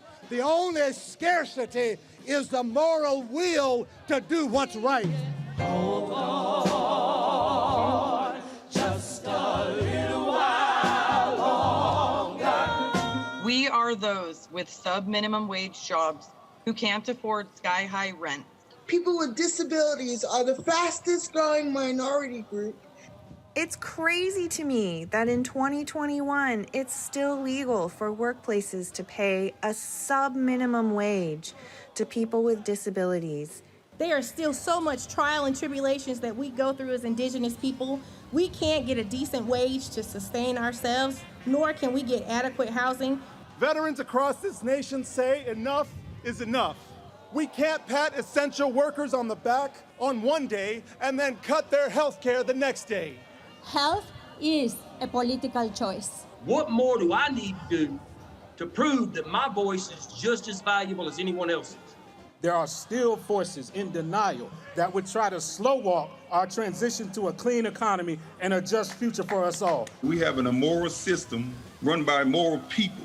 But together we walk, and we walk and we fight. It's time for a change. Reconstruyamos esta gran nación. See, we are people of resilience as we fight these interlocking injustices together. When we work together, mobilize together, and rise together, we become a voice for the voiceless, and we become an agent of change in a time where great change is needed. We need the third reconstruction to ensure that deaf people, people with disabilities, and all people can have the right to live and to thrive. We know what they are doing, but the question is, what are we going to do? Reconstruction begins when we change our mentality and say it's time for you to get your foot off of my neck. Justice is coming soon.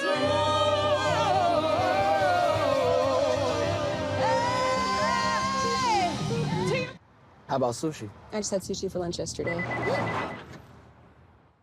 How about tacos? Automatic emergency braking, one of 6 advanced safety features standard on every 2022 Chevy Equinox. Find new technology. Find new roads. Chevrolet. Hey, I'm Antonique Smith. Hello, everyone. It's Kiara Sheard. Hey, I'm Taj. I'm Coco. And I'm Lily. And we're SWV. What's up, y'all? It's Ryan Destiny, and you're watching Roland Martin Unfiltered.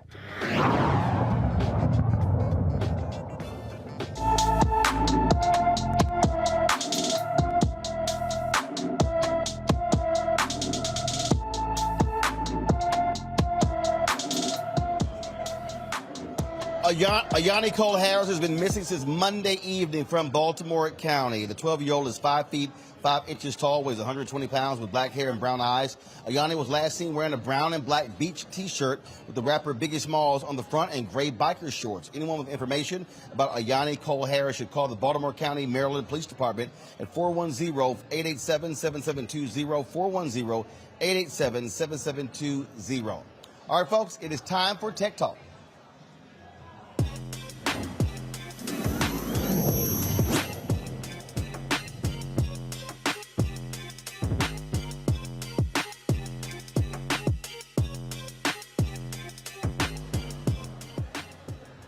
COVID forced a lot of HBCUs to get their act together when it came to online learning. Some are doing better than others. The UNCF wants to actually help many of them. So there's an initiative that they are launching next year called HBCUV. That's for virtual.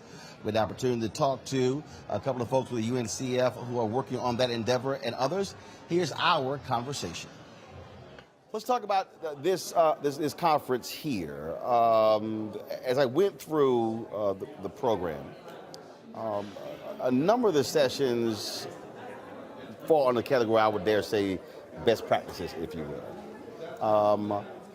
Why is that important when you have folks here being able to have these specific universities offer best practices in these different areas? Yeah, that's a valid question, right? Because you would feel like everyone is doing similar things at the same time. But what we have learned is that, one, our institutions have very nuanced or unique ways of serving their students as well as ensuring that their community is well served.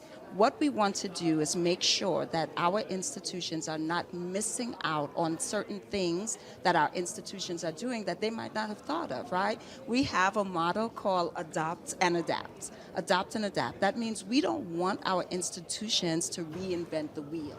How can you take what our institutions or other institutions have already done, adopt it, and then how can you adapt it to the nuance of your community, the nuance of the students you serve, and the nuance to the institution? So that's why it's important for us to have the promising practices outlined at each of our at the convening, so that our institutions have an opportunity to learn from one another. The other thing I would say is we have a networked approach.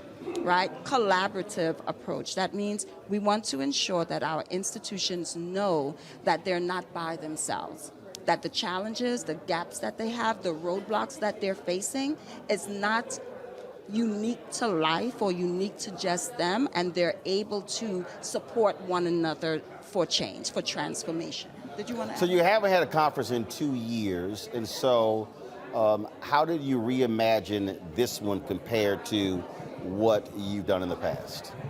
Well, this one's been accelerated greatly. We decided not to have a virtual conference in 2020 and 2021, partially because we meet with our institutional partners over Zoom every day. And so the idea of having a virtual conference where we kept them in a Zoom room for multiple hours a day just didn't fit our modus operandi, for lack of a better phrase. When we think about how this conference has been reimagined, in 2019, our conference was really focused on 24 institutions partnering with us through our Career Pathways Initiative, a $50 million grant funded by the Lilly Endowment in 2016 to transform career outcomes at those 24 institutions. Today we have over 60 institutions in this work. We have multiple tracks just beyond the Career Pathways Initiative. We're just speaking about the Promising Practice track, and that's really due to the acceleration of the work that happened over the last 2 years, primarily due to dare I say, a second renaissance for HBCUs, partially due to the untimely death of George Floyd, and the fact that I think America's sort of racial consciousness has been raised over the last couple of years, which has led to an influx of resources to these institutions. And so this conference is a reflection of that growth and expansion of our work.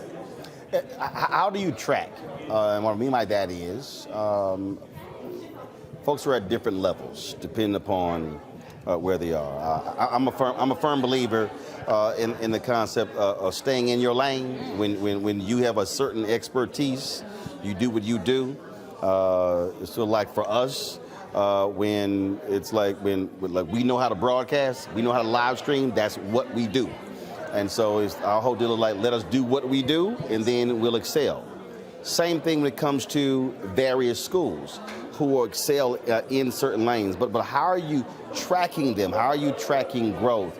Not just enrollment, not just in money, but also helping them to elevate the program. So if they come here next year, all right, where were you last year, and then where are you this year? How's that happening? Multiple ways, right? So understanding the differences between key performance indicators and metrics for outcomes, right? So there is the minutia of the work. So for example, if you want to grow enrollment, right, you're looking at your end of the funnel, what are applications look like, what are admissions look like. So you want to make sure and track the key performance indicators to success, right? But then there's another overarching goal that you're looking for at an institution, something that is a little bit less numeric. It's more qualitative as opposed to quantitative. So first, we have to help the institutions with the quantitative, right? That's one of the biggest challenges or things that we had to overcome with some of our institutions is understanding to have a culture of data-informed culture. What does that mean? It's like being able to support the institution and thinking through, hey, data does not belong in the closet. Making sure that the institution have the tools to place that data in so that they can start seeing the numbers, one, but then telling a story with the numbers. How do we track it? I think it's a couple of ways. We have to do the qualitative first. I think that's the beginning. It's so hard to think of the quantitative. It's so hard to think of the qualitative until we know how to tell the story narrative with the data, right? So how do we track growth? Is one, understanding the pieces that align to the larger picture. You can't have the larger picture without the pieces because you're not telling anyone facts. You're just saying stories. You're just saying, hey, I have one student who I helped through one thing, and it's not great. It's not a great story. It's a nice story. It's a heart-wrenching story, but it doesn't show the full picture of the greatest of our institutions. Yeah. I would say that there, as Darrell said, many different ways. We have what we call an institutional health profile that has about 9 different categories of metrics that we look at an institution, ranging from student success metrics, which is like the most important ones that people care about from both the funder perspective, but also that narrative building perspective. What's your graduation rate? What's your retention rate? We look at those things. But we also look at things like the financial sustainability of the institution. We measure their audits. How is their return on investments looking? What is their cash flows looking like? We measure things by leadership. So we have an assessment that we partner with the Bill and Melinda Gates Foundation called the Institutional Transformation Assessment. That looks at things like leadership and service provisions, like what kind of actual activities are you doing? And so we have a wide range of metrics that we gather at the individual institution level, and we also look at it in the aggregate. So we try to align all of our institutions to those metrics to look at the community movement, because at the end of the day, one institution can move greatly in one way, and then the very next year, tank. And so we try to look at it over the long term, and we do that by setting intentional targets with the institutions that are 5 and 10 years out from the work that we do. So let's talk about, you're in the shirt, of course, HBCUV, and it's interesting. I was, a couple of weeks ago, I was in Las Vegas for Anita Baker's concert. Tom Joyner was there, and it is still a very sore subject for Tom Joyner, talking about HBCU online, his effort several years ago to get HBCUs to embrace. Tom said he lost several $1 million with that. And so now, especially with COVID, HBCUs have had no choice. So here it was, several years ago, he just could not get HBCU leaders to see the future of digital.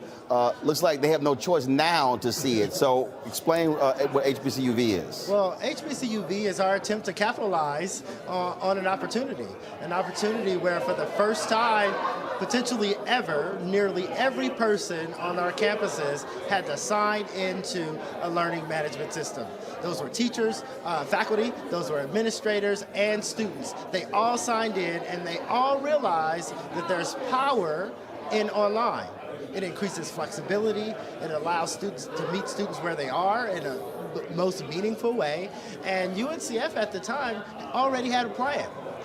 In late 2019, we got approached by a third-party organization, online service provider, and they said, hey, we want to help an HBCU go online. And we spent all day with them talking about their bells and whistles and all the nice things they had to offer. And they said, well, what do you guys think about that? We said, well, give us some time. We're going to reflect. We came back as a team and we said, why one HBCU when we can do many HBCUs? Because what technology provides is greater access, greater flexibility, and a structure that allows many more institutions to participate in the work. And so we came back and we wrote on the board as a group, HBCUV. From that, we produced a 25-page proposal that sat on the shelf in January of 2020 as the company we shared it with argued with us over intellectual property rights. And we said, well, we want an asset for HBCUs by HBCUs, so that means we don't want to engage in this conversation because we haven't even built the thing. We haven't even shared the thing with our institutions. And so our two CEOs, their CEO and our CEO, said, well, we need to meet to discuss. That meeting was scheduled for the third week of March. Well, in the second week of March, the world shut down.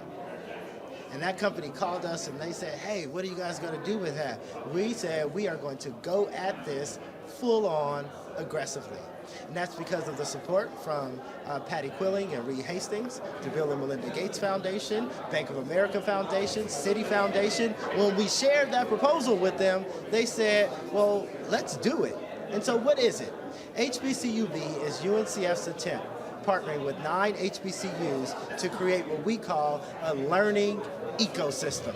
Why a learning ecosystem? Because we're attempting to use technology to reimagine what a black college would be like in a virtual world. So with this here, would it be where those 9 schools are offering degree plans through HBCUV as opposed to their own individual system?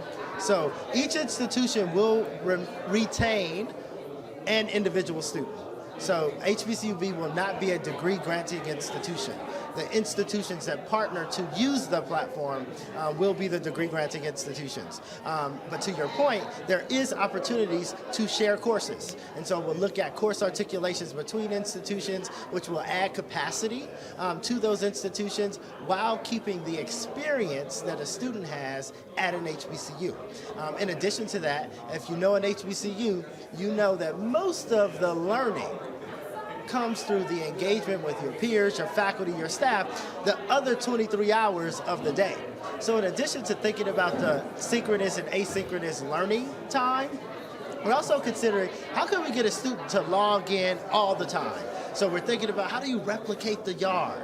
How do you think differently about interpersonal connections? How do you allow students to facilitate their own activities through the platform? And so UNCF, those 9 institutions are partnering with Deloitte Digital to stand up this platform, which essentially will be a seamless integration of multiple existing tools out there, but we'll put a little flavor into it. But the idea here is that we really build the connection between our institutions, allow them to share resources such as courses, even things like journals that some of our lower resource institutions don't have access to. So how are you going to integrate alumni? I guess August, September, maybe it was July, I can't remember. That's right. I spoke to South Carolina State alumni, and I talked about, there were several people that were in the chat room, they were talking, it was a virtual speak, and they were talking about brick and mortar, getting people back on campus, doing buildings. I was like, what are y'all talking about? I was like, everybody else is trying to get away from new buildings. And so I said to them, I said, well, first of all, how many chapters of your alumni do you have? because they kept talking about the HBCU experience. I said, look, I feel y'all on that. I said, but there's a whole bunch of people just trying to get a degree. I said, so you don't understand where people are. So I then said to them, I said, well, how many chapters do you have around the country? I said, so why aren't you utilizing your alumni chapters to serve as a conduit for someone who is learning in another city where they might be attending alumni events or whatever. And so they were like, damn, we never thought about that. And so how are you going to do that with HBCUV? Well, first of all, you should come to some of our planning sessions. We've been talking exactly about that. We are looking at multiple tools to engage. Now, come on, I live in the virtual world, so ain't none of this new to me. Understood completely. And what we get excited about is that opportunity. We think without the resources to really invest in technology, it's hard to devise a vision and a strategy around technology and its use. And so where UNCF gets excited is we're an aggregator of resources. And we've been very successful thus far with HBCUV. Today we've raised north of $11 million to stand up this platform. We're going to continue to do it because we've done that without publicity. And that we hope to raise enough capital to make sure every HBCU has a vision for how they're going to use. What's the target number you're trying to hit for HBCUV? We want every single one of them, so 102. But in the first few years, our goal will be 35 by the third year. Right, 35 schools. 35. No, what's your money number? Oh, what's our money number? Well, we're looking at $150 million for the first 5 years. That would be our goal, because what we know is HBCUs typically have not engaged in the online learning space due to infrastructure, lack of infrastructure, lack of professional development, and a real lack of sense of the world of the possible. But we want to remove those barriers by raising the dollars necessary to ensure these institutions that this product, their capabilities online, are going to be in it for the long run. So when does it go live? It goes live in 2023. First quarter, second quarter, third quarter? We're looking at spring of 2023 is our plan. Now, with any technology that you're building, be prepared for a delay, but it will happen in 2023. At present, we're on schedule for spring of 2023. Okay, sounds good. I appreciate it. Thanks a lot. Thank you. All right, folks, we're going to go to a final break. We come back at Roland Martin Unfiltered. Final thoughts with Ben and myself. We'll be back in a moment.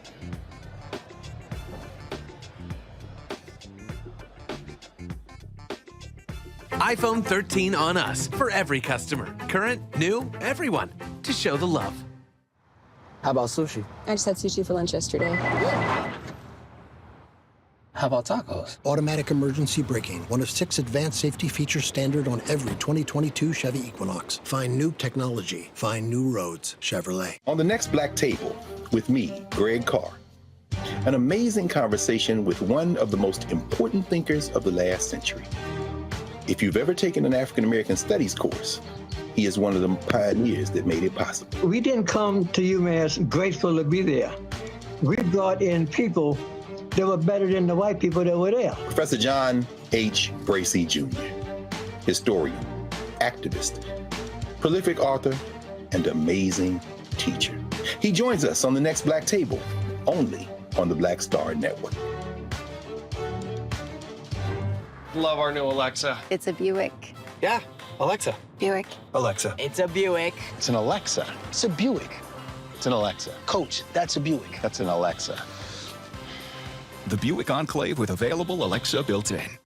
On the next Get Wealthy with me, Deborah Owens, America's Wealth Coach, you'll hear from Elizabeth Davis.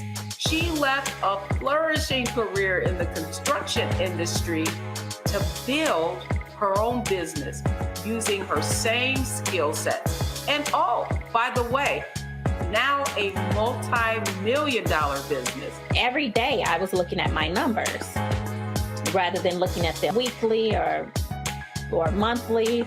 When you're first starting your business, my recommendation is look at your numbers every day, because are they balancing out each day?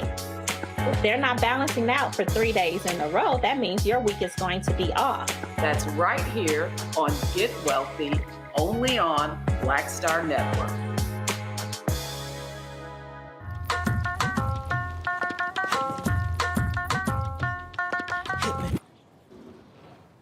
Get your freak on,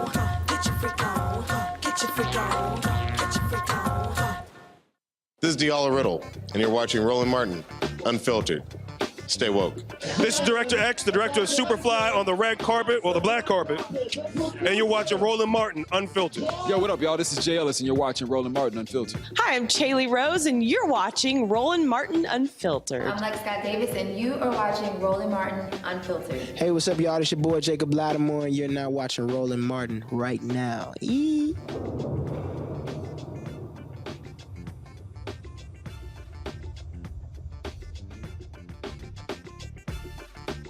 Welcome back, Roland Martin Unfiltered. We're here, UNCF Unite 2022 Summit for Black Higher Education. Final thoughts, Ben. First up, glad to have you here. Thanks a bunch. Why all these Atlanta people? I've been dealing with text messages. Why are y'all complaining about the heat? How long you been in Atlanta? I've been in Atlanta long enough to know how hot it is in Atlanta. It's a different kind of heat in Atlanta. Bruh, I don't understand. I got an email. Yes, Kelly Fletcher. I'm gonna go ahead and call you out, Kelly. Kelly Fletcher gonna send me a text today.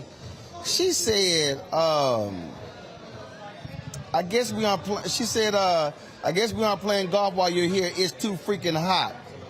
She said the sun is so different these days. Yeah. She said, I need the old sun back.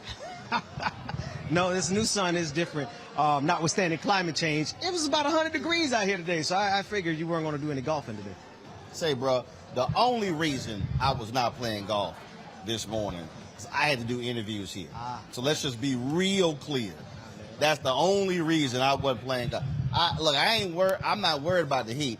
I play on Memorial Day.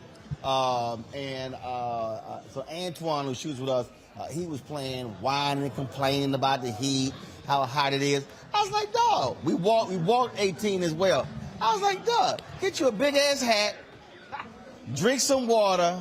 Man, he was sitting here.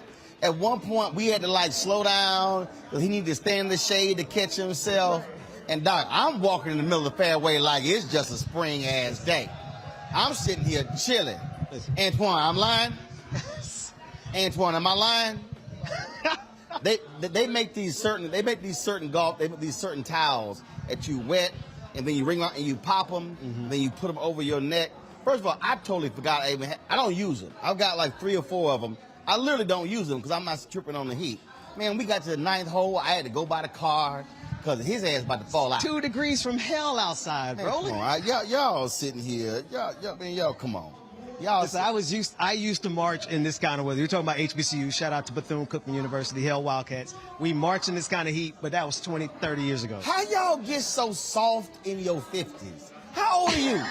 I'm not even 50. I'm 42. Just turned 42. 42. How you so soft in 42? Bro. I will be 54 in November. This shit ain't bothering me.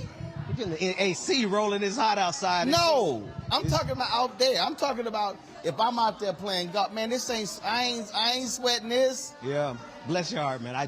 It's a different heat. Listen, I was in Florida just a couple of days ago.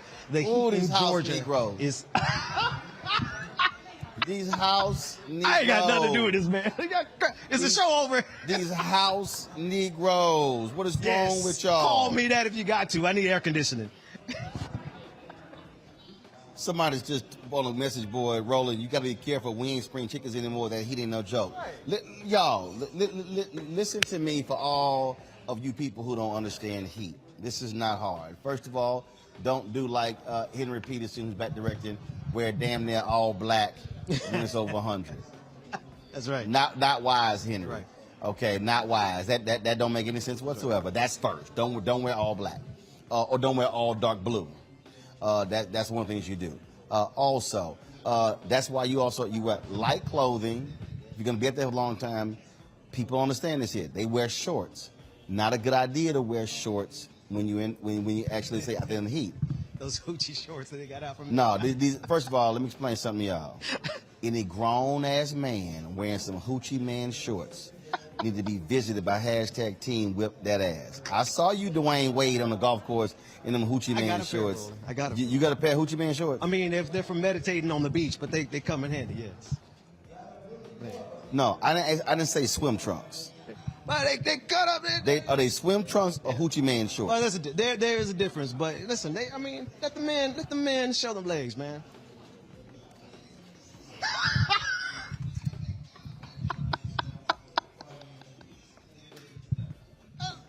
It's 103 degrees outside.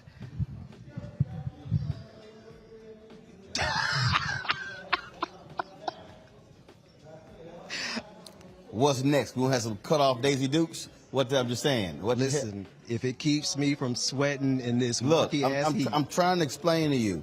If you're gonna be outside for an extended period of time, it's better for you to wear some light pants, because that way the heat is not hitting you. When the heat hits your skin, it's hotter. Okay, so you wear some light pants. Okay. You do not wear dark clothing. That's right. When you're in the sun. And again, I ain't afraid of the heat, so I play golf with some black shorts and a black shirt and a black hat. I ain't tripping. Okay, that's what you do. Also, before you go out in the heat, you need to consume at least 32 ounces of water. That's fact. Listen to me again, to all y'all people sitting at home right now. I didn't say you go out in the heat, then after an hour you drink half a bottle. No, you consume 32 ounces at home before you then go outside, because you have to hydrate your body. And so typically when I play golf, when it's that hot, I will put anywhere from 12 to 14 bottles of water in my golf bag, and I will drink a bottle of water every hole or every hole and a half in order to constantly stay hydrated. Get you a towel, get you a sweat towel, you all good. A bunch of y'all getting ready to go to Essence. I'm telling y'all right now. Yeah. Don't be sitting here and then here's the other deal. Now, I don't drink alcohol. I ain't got that problem. Alcohol and heat don't mix well together. That's right. That's right. Because understand, I'm not trying to pick your ass up off the pavement. I ain't trying to see you throw up.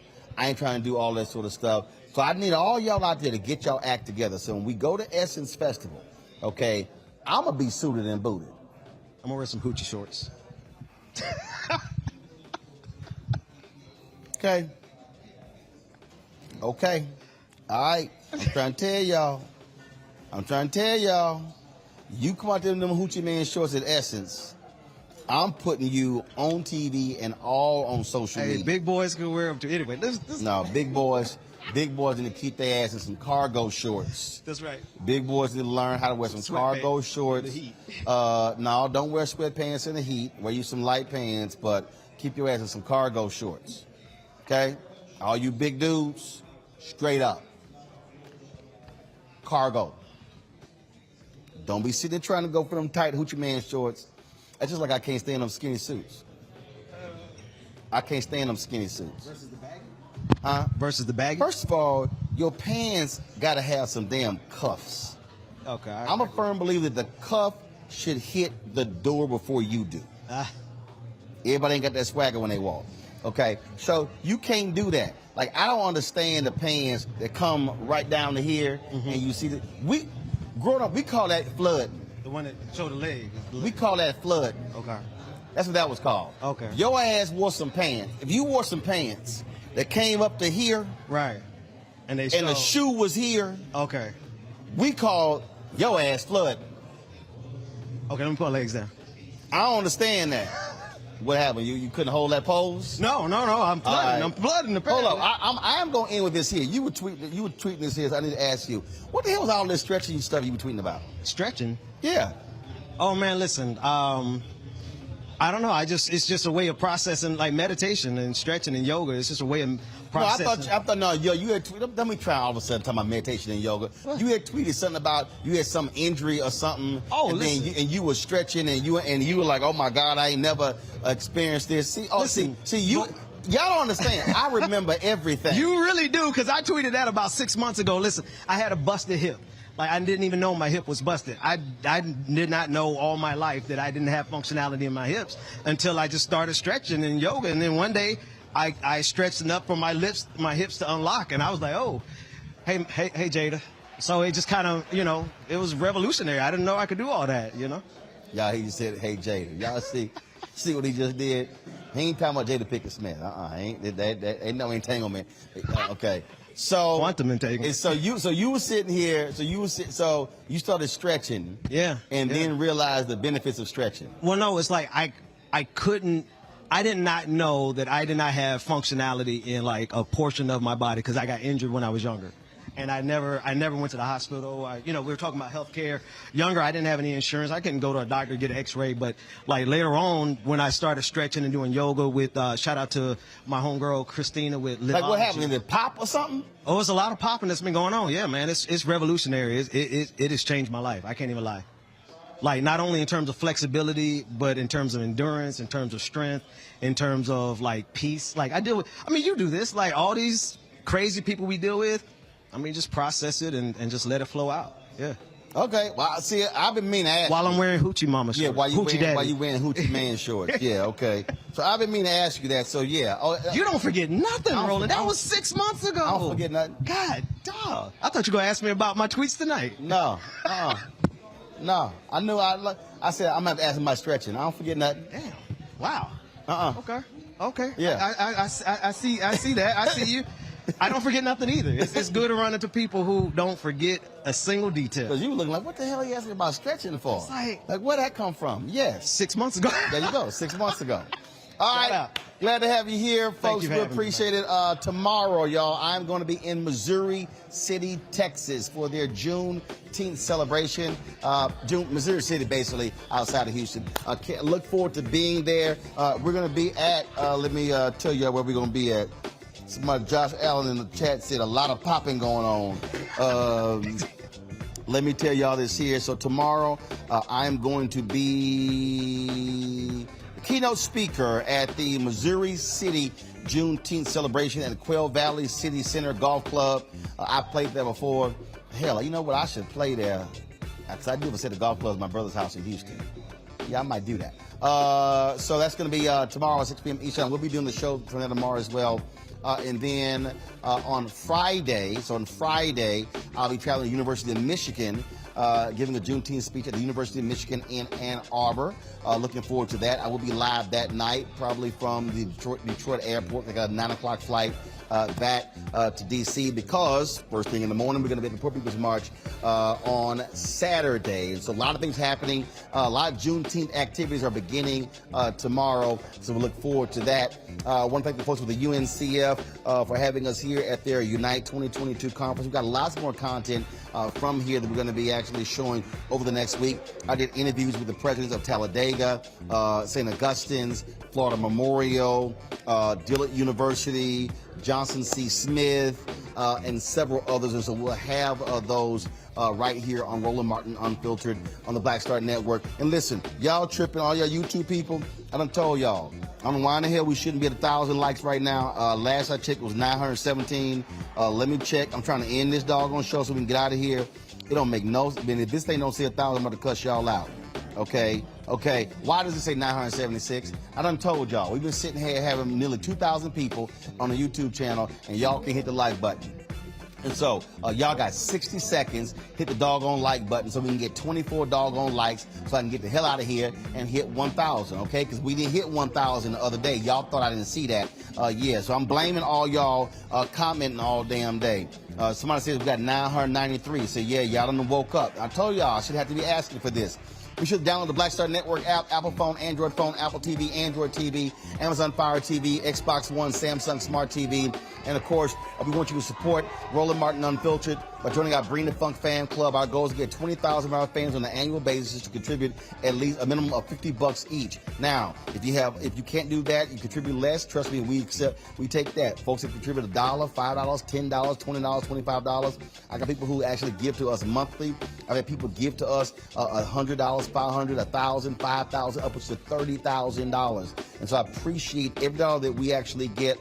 Y'all support is hugely important. And of course, in 2020, when COVID hit, our fan base, y'all were tremendous, giving $672,000. Last year, y'all gave $827,000. And so that absolutely matters. So trust me, that's how we're able to do what we do, to travel, to cover the news stories. See, I need y'all to understand something. Come back to me. I need y'all to understand something. What no other black media here? Let me repeat that again. There was no other black media here.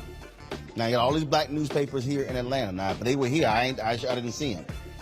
And so there are events that are happening all across this country where you are not seeing black media covered. We were in Los Angeles for the 30th anniversary of the Rodney King riots at the invitation of Operation Hope and John Hope Bryant. Again, I didn't see other black media outlets there. So there's a whole bunch of people who claim to be legacy black-owned media, new black media, but it's amazing how they don't show up actually at black events to cover things. We do. On the ground, talking to people, gathering content, hearing our stories. So that's why this matters. And so when you support us, it matters. Now, some of y'all give on YouTube, and I appreciate that. But remember, if you give to us on YouTube, we're only getting 55% of what you give. And so you give to us directly. Give to us directly, we get the full 100%. If you do not see your name on our list of donors, send us an email. We'll have your name added. But again, so our request is, again, $50 each because, again, we need to have independent black-owned media, and we're covering our stories, and we're not having to ask somebody else permission to tell our story. And so you want to send a check or money order, you can do so. Here's the address, P.O. Box 57196, Washington, D.C., 20037-0196. Our Cash App is $RM Unfiltered. PayPal is R Martin Unfiltered. Venmo is RM Unfiltered. Zelle is Roland at RolandSMartin.com. Roland at RolandMartinUnfiltered.com. And trust me, Ben will tell you, I told him, you cannot be afraid to ask folk for money. Otherwise, they ain't gonna send you money. I ain't got no problem asking for money. I know how to raise money. And it's all about, again, us covering the issues that matter to us. And so, folks, thank you so very much for seeing y'all. I will see you tomorrow.